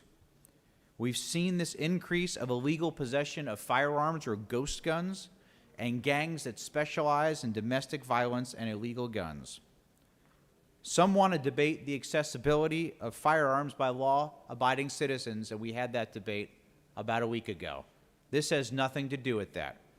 This is making sure we're keeping them out of violent felons' hands. Section 4 is a legislative declaration on gangs. We're going to state what a gang is and does in the law. Now, this is an important statistic, so I'm going to ask you to pay attention to this. Per the GBI, 70 to 90% of our violent crime is committed by gangs. I want you to think about that again for a moment. 70 to 90% of crimes are committed by gangs. We have over 70,000 known gang members in Georgia alone. Gangs are criminal enterprises that operate in the activity of drugs, human trafficking, armed robberies, murders, etc. They recruit our children. Per the Department of Justice findings, they are recruiting 400,000 new gang members every single year, destroying their lives, their families' lives, and the victims' lives. Section 5. This revises the Gang Act to put certain provisions to make sure that the benefits of gang victims, again, the victims we need to talk about, and their families, can use that criminal activity when they file suit against them. And it also allows the local governments to bring civil actions against gangs, to bring down these criminal enterprises and to identify the gang members. Section 6 revises the Gang Act to expand the venue for Gang Act crimes. Now, we all know that gang members don't know where county lines start or stop. And we need the opportunity to bring all those charges together. This allows us to consolidate those to make sure we go after the drivers of these crimes, which are gangs. Sometimes gangs have even avoided some jurisdictions because of their use of the Gang Act. This will make sure they can run, but they can no longer hide. Now, I want you to hear another important statistic. Gang arrests are extraordinarily low. They only account for 5% charged annually. So think about this. 70 to 90% of our violent crimes are committed by gangs, yet 5% are being charged annually. We need to fix this, and this will help. Section 7 is recidivism punishment for subsequent convictions of act of elder, disabled adult, or minor abuse. These are our most vulnerable, and they deserve our protection. Gang members prey and victimize our elder, our disabled, and our minor population, and they have the highest recidivism rate. This is a much-needed reform, and it works directly with the mental health legislation and conversations we're having today. Section 8 revises the standard for pretrial motions and clarifies objection rules. Pretrial evidence motions are necessary to get cases resolved and streamlined. One of the many recommendations that we received is for more pretrial work. Judges often hear but don't always rule or deny these without a hearing, and we need to codify this. This gives both sides a chance to make a record, prevents unneeded appellate issues, keeps plain errors in the code, and recognizes as a General Assembly that judges need this encouragement. And it was important as it was when this was integrated in tort reform.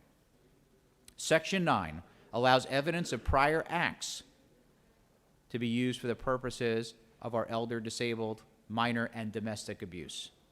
We can't allow someone who's got a history of violent criminal activity to not be able to connect those dots. The victims should have the same justice in Georgia as other states already have in the law. Juries have a right to hear the whole truth about that person. These type of offenders are almost always gang members, and they are repeat violent offenders. We have to answer for the abuse of our most vulnerable, and that includes those who are suffering from mental health issues, by making sure we lock these people up, and the state of California should not be more victim-centered than the state of Georgia.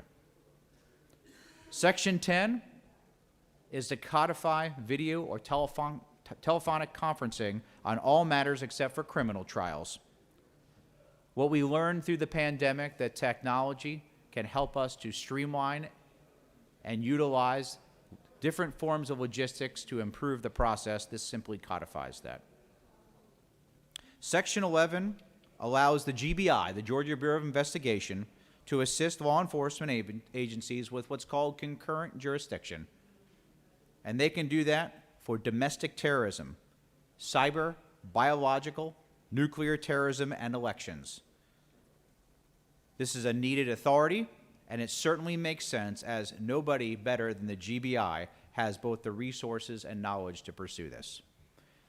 And lastly are the effective dates to make sure that we can't make something effective that would be already in process through the system.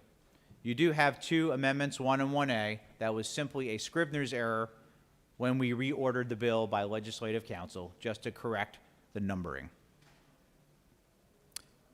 In closing, before I'll take any questions, this is criminal justice reform.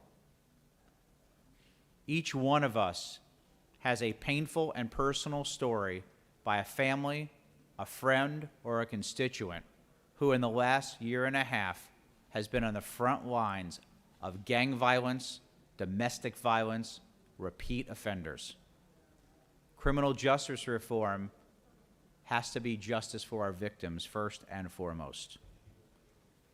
Mr. President, if there are no questions, I would yield the will.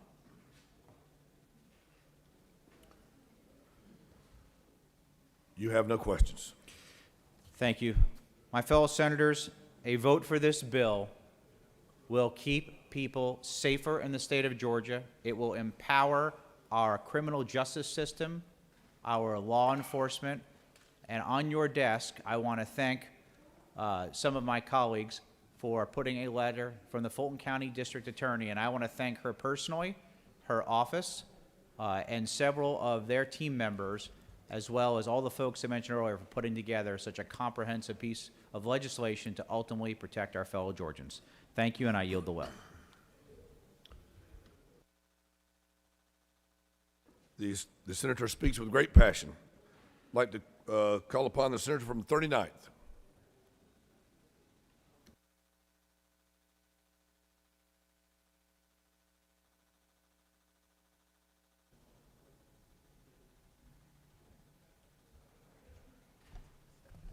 Thank you, Mr. President. I just wanted to bring your attention to the letter on your desk that has been provided from Fulton County District Attorney Fonnie Willis, which outlines the provisions of Senate Bill 359. She is in full support of the bill.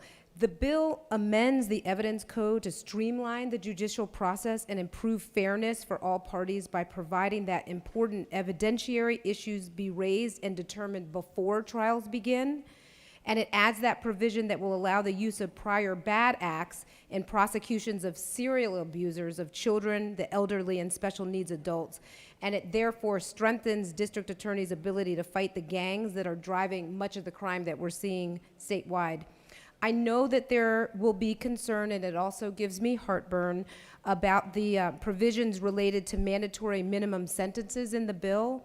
But one requires jail time for those with a conviction of a forcible felony or domestic violence crime who are found illegally possessing a firearm. And that actually aligns Georgia with federal law and other states and allows us to send a message to repeat violent offenders that Georgia's not a place that looks the other way when you continue to use guns to commit crimes. The other provision that would impose a mandatory incarceration for people convicted a second time of felony abuse of a child, elderly person, or a disabled adult. Those are people who do and certainly should receive a sentence that includes substantial prison time for repeatedly victimizing the most vulnerable. I yield the well.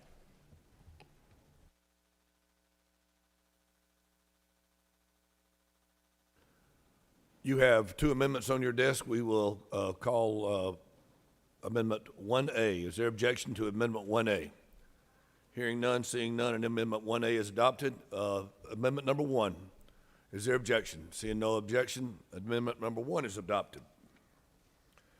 Now the question is on the adoption of the committee substitute as amended. Is there objection to the committee substitute as amended? Hearing none, the committee substitute as amended is adopted. Is there objection to the agreement of the report of the committee, which is favorable to the passage of the bill? The chair hears none. The report of the committee is agreed to. Is there objection to the main question now being ordered? The chair hears none. The main question is ordered. The question is on the passage of the bill by substitute. All those in favor of the bill will vote yea. Those opposed will vote nay. Mr. Secretary, if you would kindly unlock the machines.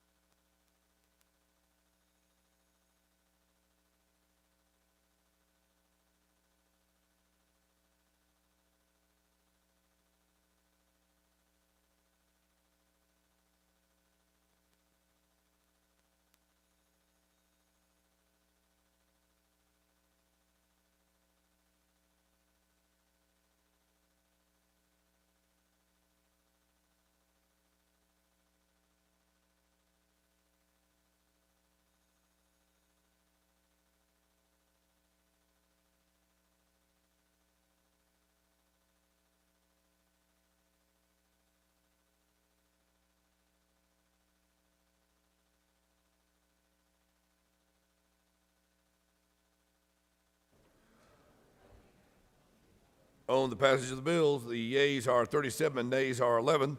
This bill, having received the requisite constitutional majority, is therefore passed by substitute.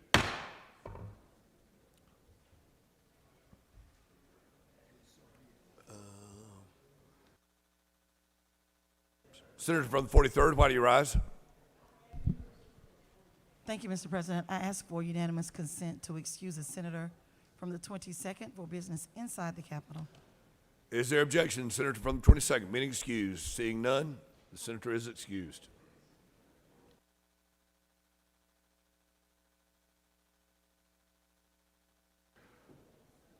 Senate Bill 378. Mr. Secretary, if you'd read the bill, read the caption. Senate Bill Number 378 by Senators Albers of the 56th and others, a bill to be entitled an act to amend Article 4 of Chapter 5 of Title 16 of the Official Code of Georgia annotated relating to reckless conduct so as to expand the definition of hazing, to provide for inclusion of minors as subject of hazing, to provide for penalties, to provide for the Attorney General to bring civil actions against certain organizations regarding hazing incidents and for other purposes. Mr. President, the Senate Committee on Judiciary recommends that this bill do pass. Respectfully submitted, Senator Strickland of the 17th District Chairman. That completes the order, Mr. President.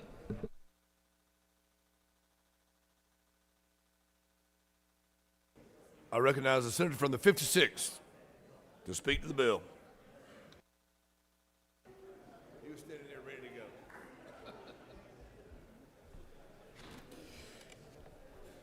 Thank you, Mr. President.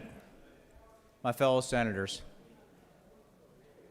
twice in this body we passed the Max Groover Act, and today once again I wear on my arm Fly High Max in this bracelet in honor of Max Groover, who lost his life several years ago in a fraternity hazing accident. His mom, Rayanne, and father, Stephen Groover, have made it their life mission to help. Last year we passed this bill. Unfortunately, during its time in the House, some of its key components were removed, and we passed what I asked you to due on the final day of legislation, which was the first installment. This simply puts back into the law everything that we have passed 2 times before in this chamber. I want to thank everyone who added to this, specifically the senator from the 41st, where we worked to amend that to add age 17 or above. This does add the provisions of hazing, creating it to a felony for those who cause severe bodily harm or death. It does create the opportunity for folks to have immunity when they assist with getting the proper resources and help needed when someone is in trouble. It does exclude NCAA sports, ROTC, and anything under the Department of Defense. Again, this bill passed unanimously twice before. I'm going to ask you to do it one more time to help keep our children safe and send a strong message to all those that we care about our clubs, our sororities, fraternities, and bands, but we want them to be both safe and accountable. If there are no questions, I would yield the will. You have no questions, Senator. Thank you. Does any other senator wish to speak for or against the bill? Chair hears none. Is there objection to agreeing to the report of the committee that is favorable to the passage of the bill? The chair hears none. The report of the committee is agreed to. Is objection to the main question being ordered? The chair hears none. The main question is ordered. The question is on the passage of the bill. All those in favor of the bill vote yea. Those opposed vote nay. Mr. Secretary, unlock machines. Keep the hammer down, boys. We're going to get out of here.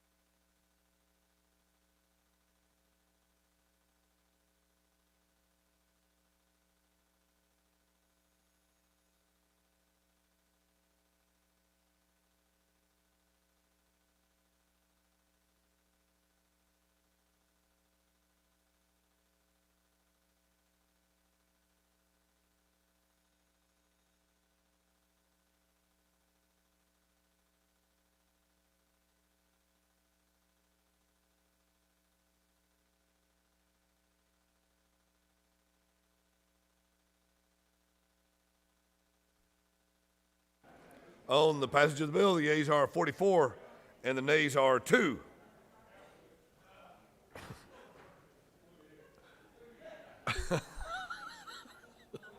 This bill, having received the requisite constitutional majority, is therefore passed. Mr. Secretary, if you'll read Senate Bill 519. Senate Bill 519 by Senators Tippins of the 37th and others, a bill to be entitled an act to amend Article 3 of Chapter 18 of Title 15 of the Official Code of Georgia Annotated relating to Solicitors General of State Courts so as to provide for the honorary office of Solicitor General Emeritus, to provide for qualifications, to provide for a certificate, and for other purposes. Mr. President, the Senate Committee on Government Oversight recommends that this bill do pass. Respectfully submitted, Senator Harbin of the 16th District Chairman. That completes the order, Mr. President.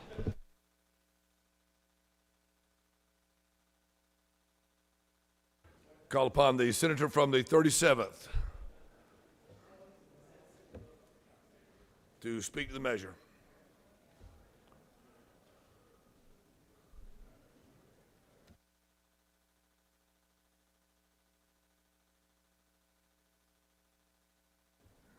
If everybody will move briskly, we'll get finished before Mr. President returns from lunch.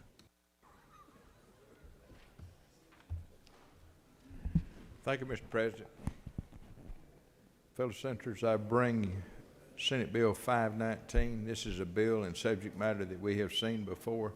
It creates the honorary office of the Solicitor General Emeritus. We passed this bill overwhelmingly last year. This confers an honorary title on those who have served as a Solicitor General and as a prosecuting attorney for 20 years and have been honorably retired. This bill exactly mirrors the same language dealing with the retired district attorneys. There's no cost to the state. There's no special privileges conferred on this other than the recognition of the title and their good service to the state of Georgia. Mr. President, if there's no questions, I yield the will. You have no, well, take that back. You do have one question. from the senator from the Chickamauga, Northwest Georgia. Great state of Chickamauga. Senator Yield. Absolutely. Senator Yield. Yeah. Senator, could this be your last bill as a senator? I certainly hope not. Oh, you got some more? Well, we'll talk to the rules chair, make sure you get a chance on that. Thank you, I appreciate it. But I want to thank you for such an outstanding bill and a Solicitor General Emeritus, so thank you so much. I have no questions. Thank you. You as well. Does any other senator wish to speak for or against the measure? Chair hears none. Is there objection to the agreeing the report of the committee is in favor of the passage of the bill? The chair hears none. The report of the committee is agreed to. Is there objection to the main question being ordered? The chair hears none. The main question is ordered. The question is on the passage of the bill. All those in favor vote yea. Opposed vote nay. Mr. Secretary, unlock machines.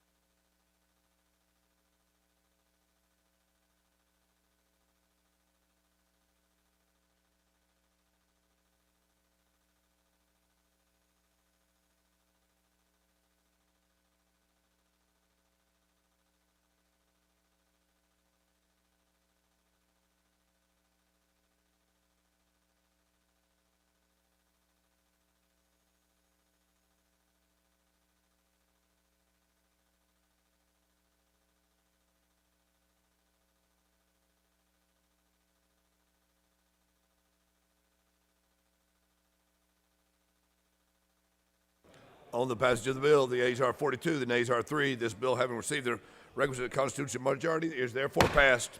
Mr. Secretary, if you'll read Bill 534. Senate Bill 534 by Senators Kennedy of the 18th and others, a bill to be entitled an act to amend Title 50 of the OCGA relating to state government so as to provide certain procedural requirements and considerations for the adoption of rules by state agencies that are applicable to charitable organizations and for the purposes.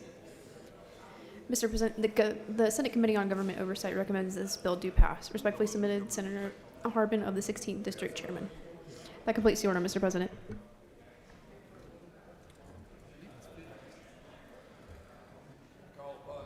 Call upon the senator from Macon, Georgia, senator from the 18th, to speak to the bill.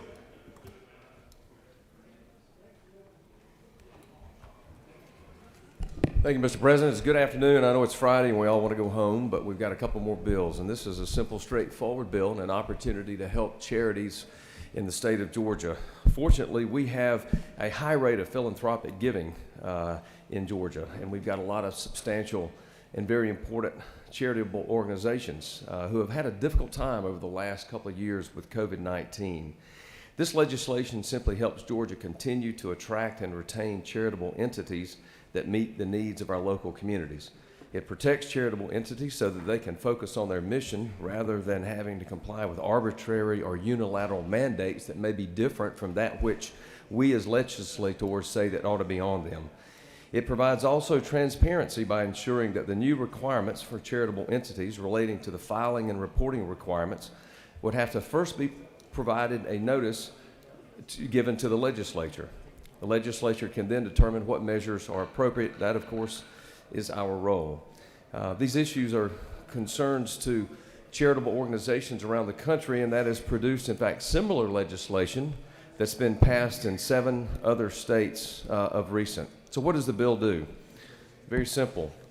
It simply says that in the formulation or adoption of any rules that place administrative burdens on charitable organizations, that the agency should, when it is legal and feasible in meeting the stated objectives of the statutes that we pass, establish a less burdensome compliance requirement to clarify, consolidate, and simplify the compliance obligations on charitable organizations, and provide an alternative for charitable organizations in event that, so that they don't have to have fees, unnecessary fees, and additional paperwork required for them to submit in the event that it doesn't meet the statutes that we pass.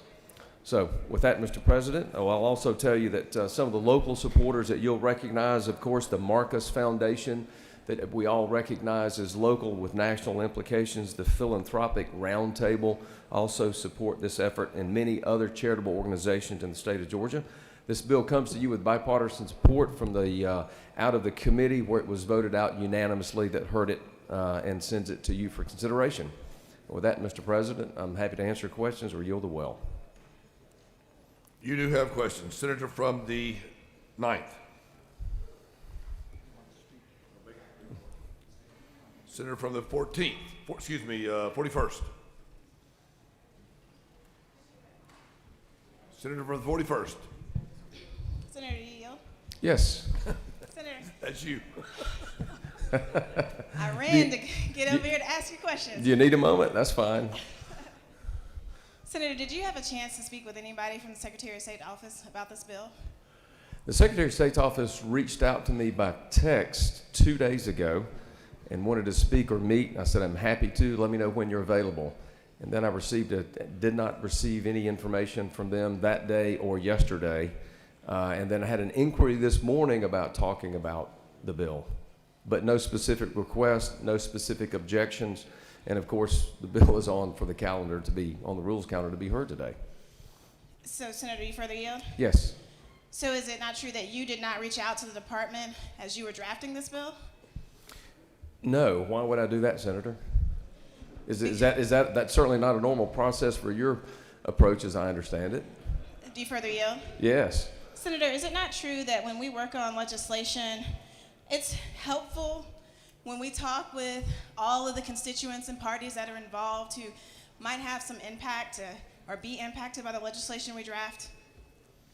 Sometimes there's utility in doing that, but I think, senators, as you are aware, usually when the legislation drops, anyone of interest, it goes public, they have a right to interface with us. They have a right to come to the committee hearing. And I think, as you know, since, as I recall, Senator, you voted for this bill to come out of committee, as did everyone else on the committee.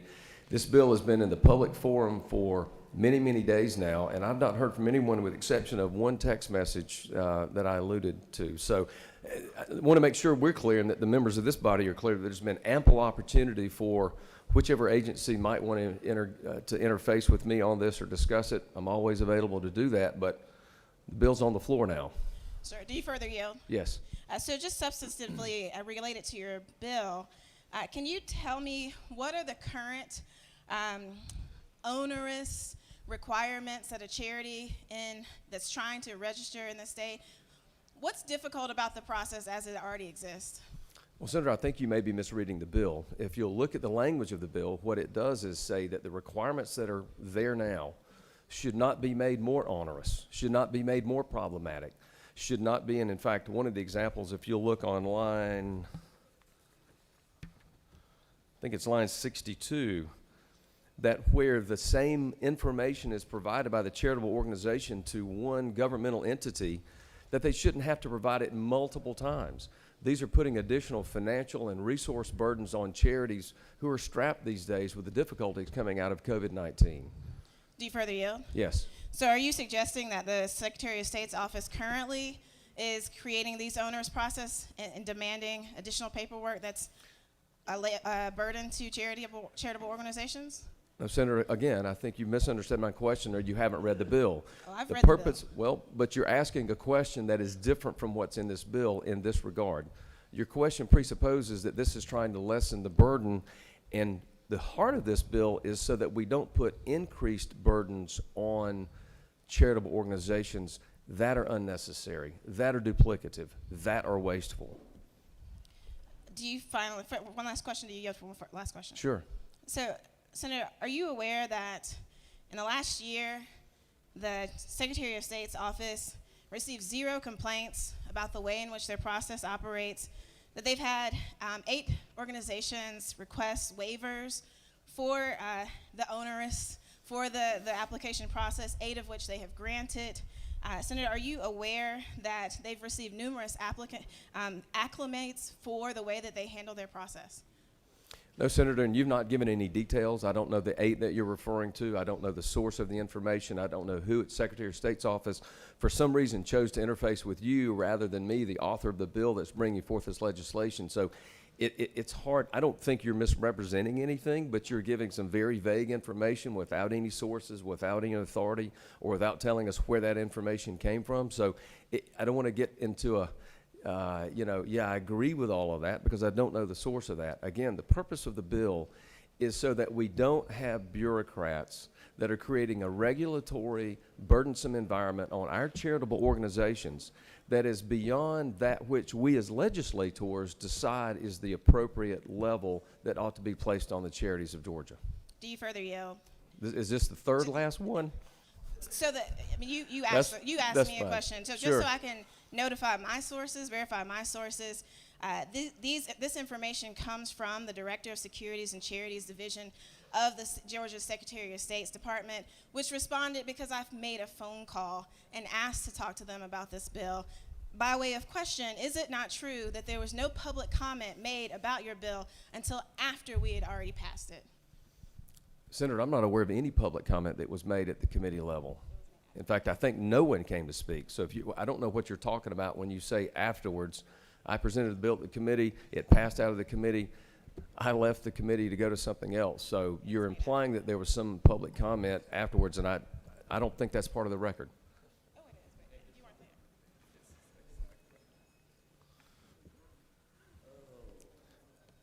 Senator from Middle Georgia, you have no further questions. All right. Thank you, Mr. President. I ask for your favorable consideration. I yield the will. Does any other senator wish to speak for or against the measure? I recognize the senator from the 9th.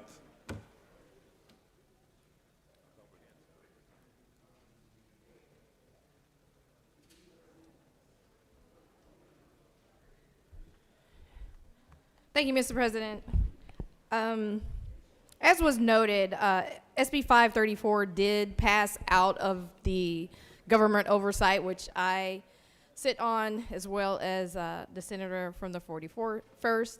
And we passed the bill without some key testimony. We did have someone come out and testify against this bill, and it did happen after. And I'm not sure if they were missed during sign-up. I'm not sure why this young lady was not giving time to talk while we were discussing the bill. But a few things I want to point out about the bill, and I am encouraging you to vote no on this bill. For one, we already have, relaxed, deregulated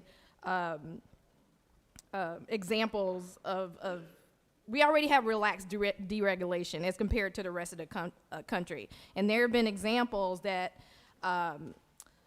charities that have been kicked out of other states, they come to Georgia because we do have relaxed operations here is how we regulate charities. And just last year, Cherokee County indicted 14 people on more than 100 counts of racketeering, criminal gang activity, and charity fraud. And this last month, the Secretary of State warned of scams to look out for and not-for-profits, charities, as related to the Ukraine crisis, those that may be trying to use charities to raise money because we're due to the crisis. Also, if you guys look on your desk, we have Attorney General Chris Carr has also warned of charity fraud. And just a few other things I want to point out, and this is from the testimony that we got.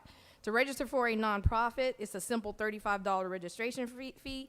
If you raise less than $500K, it is unaudited, unreviewed on a financial statement. If you raise no money, you don't have to provide any financial statement. You can have a $20 million nonprofit come to Georgia and pay $25 every 2 years and be registered to solicit constant and uncapped financials. The statute right now empowers our Secretary of State to regulate the rules when it comes to nonprofits, but this would create a new law that the legislature has to review the regulations, and it's going to make it less burdensome. It's going to be compliance requirements, and it's going to put a burden on our legislature as far as research and time in adopting these rules.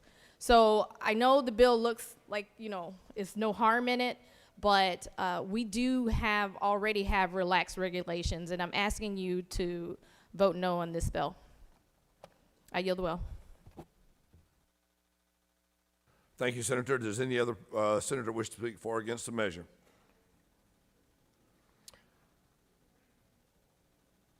Seeing none. Is there objection to agreeing to the report of the committee which is favorable to the passage of the bill? The chair hears none. The committee report is agreed to. Is there objection to the main question being ordered? The chair sees none. The main question is ordered.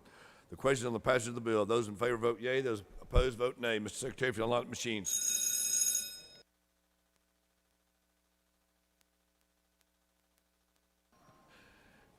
Senator from the 53rd, why do you rise? Parliamentary inquiry. Parliamentary inquiry. State your inquiry. Yes, sir, Mr. President. Isn't it true that some people say that your voice has more gravel in it than an old graveled road? I think you heard that from my wife.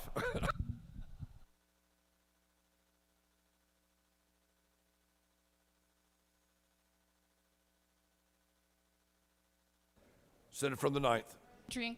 Parliamentary inquiry. State your inquiry. Mr. President, is it true that if you vote yes for this bill, you are in favor of reduced regulations for charities and nonprofits? About what she speaks.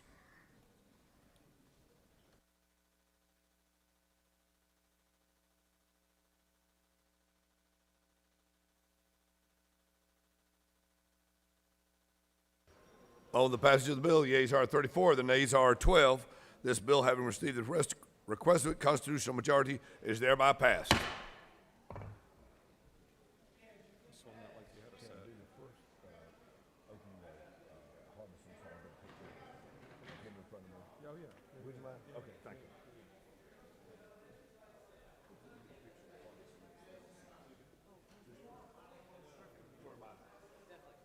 Appreciate it.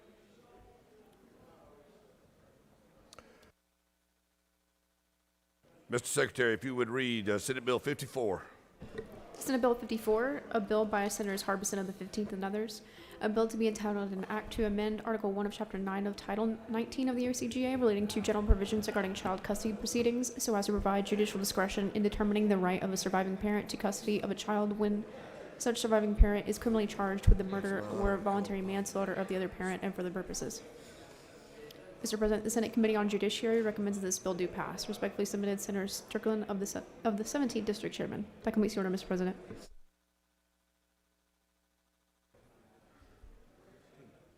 It is my honor to call upon the senator from the 15th, the City of Fountains, to present the bill. Thank you, Mr. President. I bring to you Senate Bill 54. From 2017 to 2021, there have been 659 known incidents of fatal domestic violence in Georgia. Those incidents accounted for some 840 deaths of victims, abusers, bystanders throughout the state. The majority of these incidents are homicides, where the abuser takes the life of the intimate partner victim. Oftentimes, these parties have minor children together, leaving those children without a surviving parent to care for them.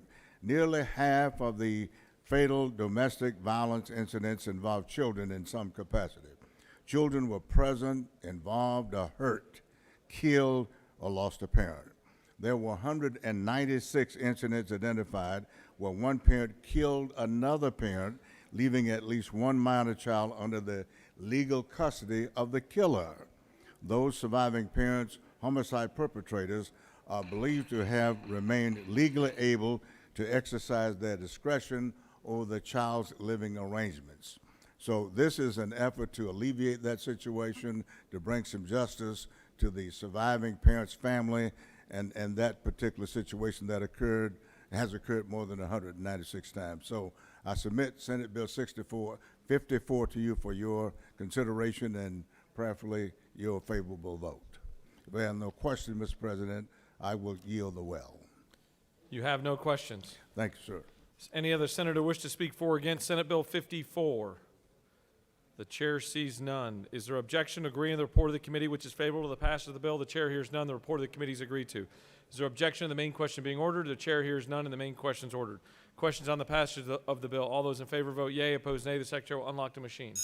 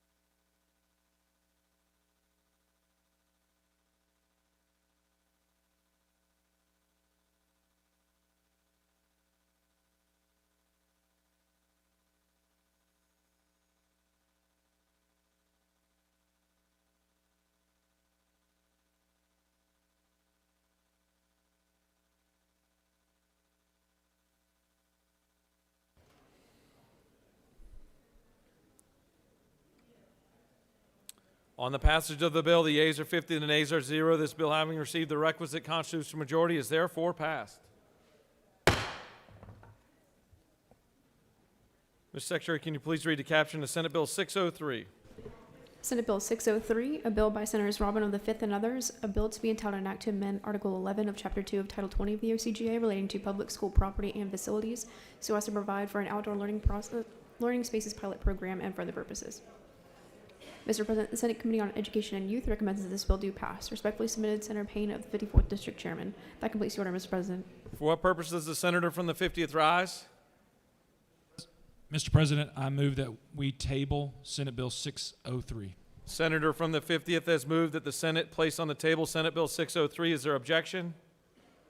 The chair hears none, and Senate Bill 603 is placed on the table. For what purpose does the senator from the 54th rise?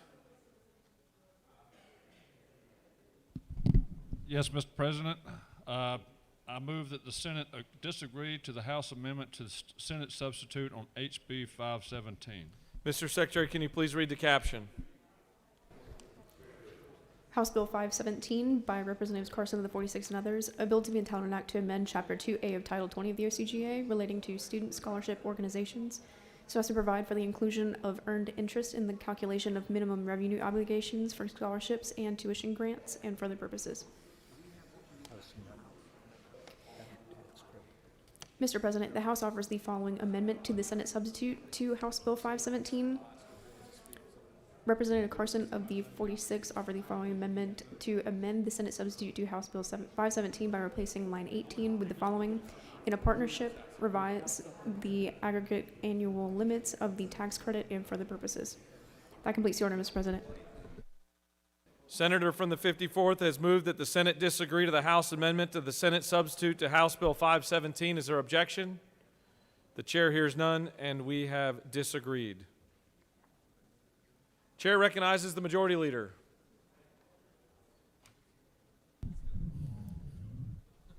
Thank you, Mr. President. I move that the Senate stand adjourned until 10 a.m. on Tuesday, 15 March 2022. That's a little early. Mr. Secretary, do you have any announcements to make? All committee meetings have been canceled for today. However, on Monday, there are an abundance of committee meetings. So we have left on your desk the schedule of committee meetings for Monday for your reference. That completes the order, Mr. President. Does any senator wish to make an announcement? The chair recognizes the pro tem. Mr. President, isn't it true that I would like to thank the chamber for their work today and keeping us on track and getting us finished. And we will have lunches on the days that we'll go extended time. But had we had lunch today, we'd be getting out here at 3:10 instead of 2:10. Have a great weekend. Thank you. Thank you. Chair recognizes the majority leader. Thank you, Mr. President. Just as a reminder to everyone, next Friday will be a book sequel. So Gene's on Friday. John Bullock, the second day. And then remember that Thursday is St. Patty's Day for those who want to dress appropriately. Thank you for those great reminders. The chair recognizes the senator from the 20th for an announcement.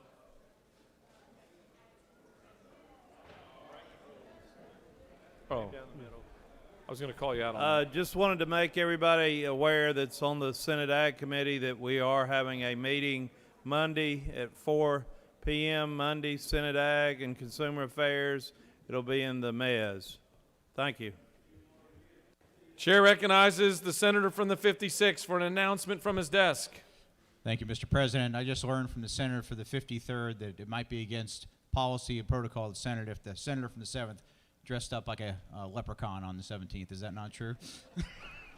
It sounded more like a parliamentary inquiry, but the chair sees great meaning in that. Will the senator from the 7th stand? Chair recognizes the senator from the 42nd for an announcement from her desk. Thank you, Mr. President and colleagues. Just wanted to announce and thank our doctor of the day, who is Dr. Patrick Hall, an internal medicine physician with Kaiser Permanente, who serves as the East Area Chief for Adult Primary Care within Kaiser. Thank you, Dr. Hall. Chair recognizes the senator from the 35th from her desk for an announcement. Yes, thank you. I'd like to thank the 5 schools that came here today with the young kids for the Child Rescue Crusade. And some of them are still walking around getting a tour now. But thank you very much to Good News Church and School of Johns Creek, because they were the ones that stayed all day long. Thank you. Thank you for that. The majority leader has moved that this Senate stand adjourned until Tuesday, March 15th, 2022 at 10 a.m. All those in favor of the motion signify by saying aye. Opposed, no. And the ayes clearly have it, and the Senate stands adjourned.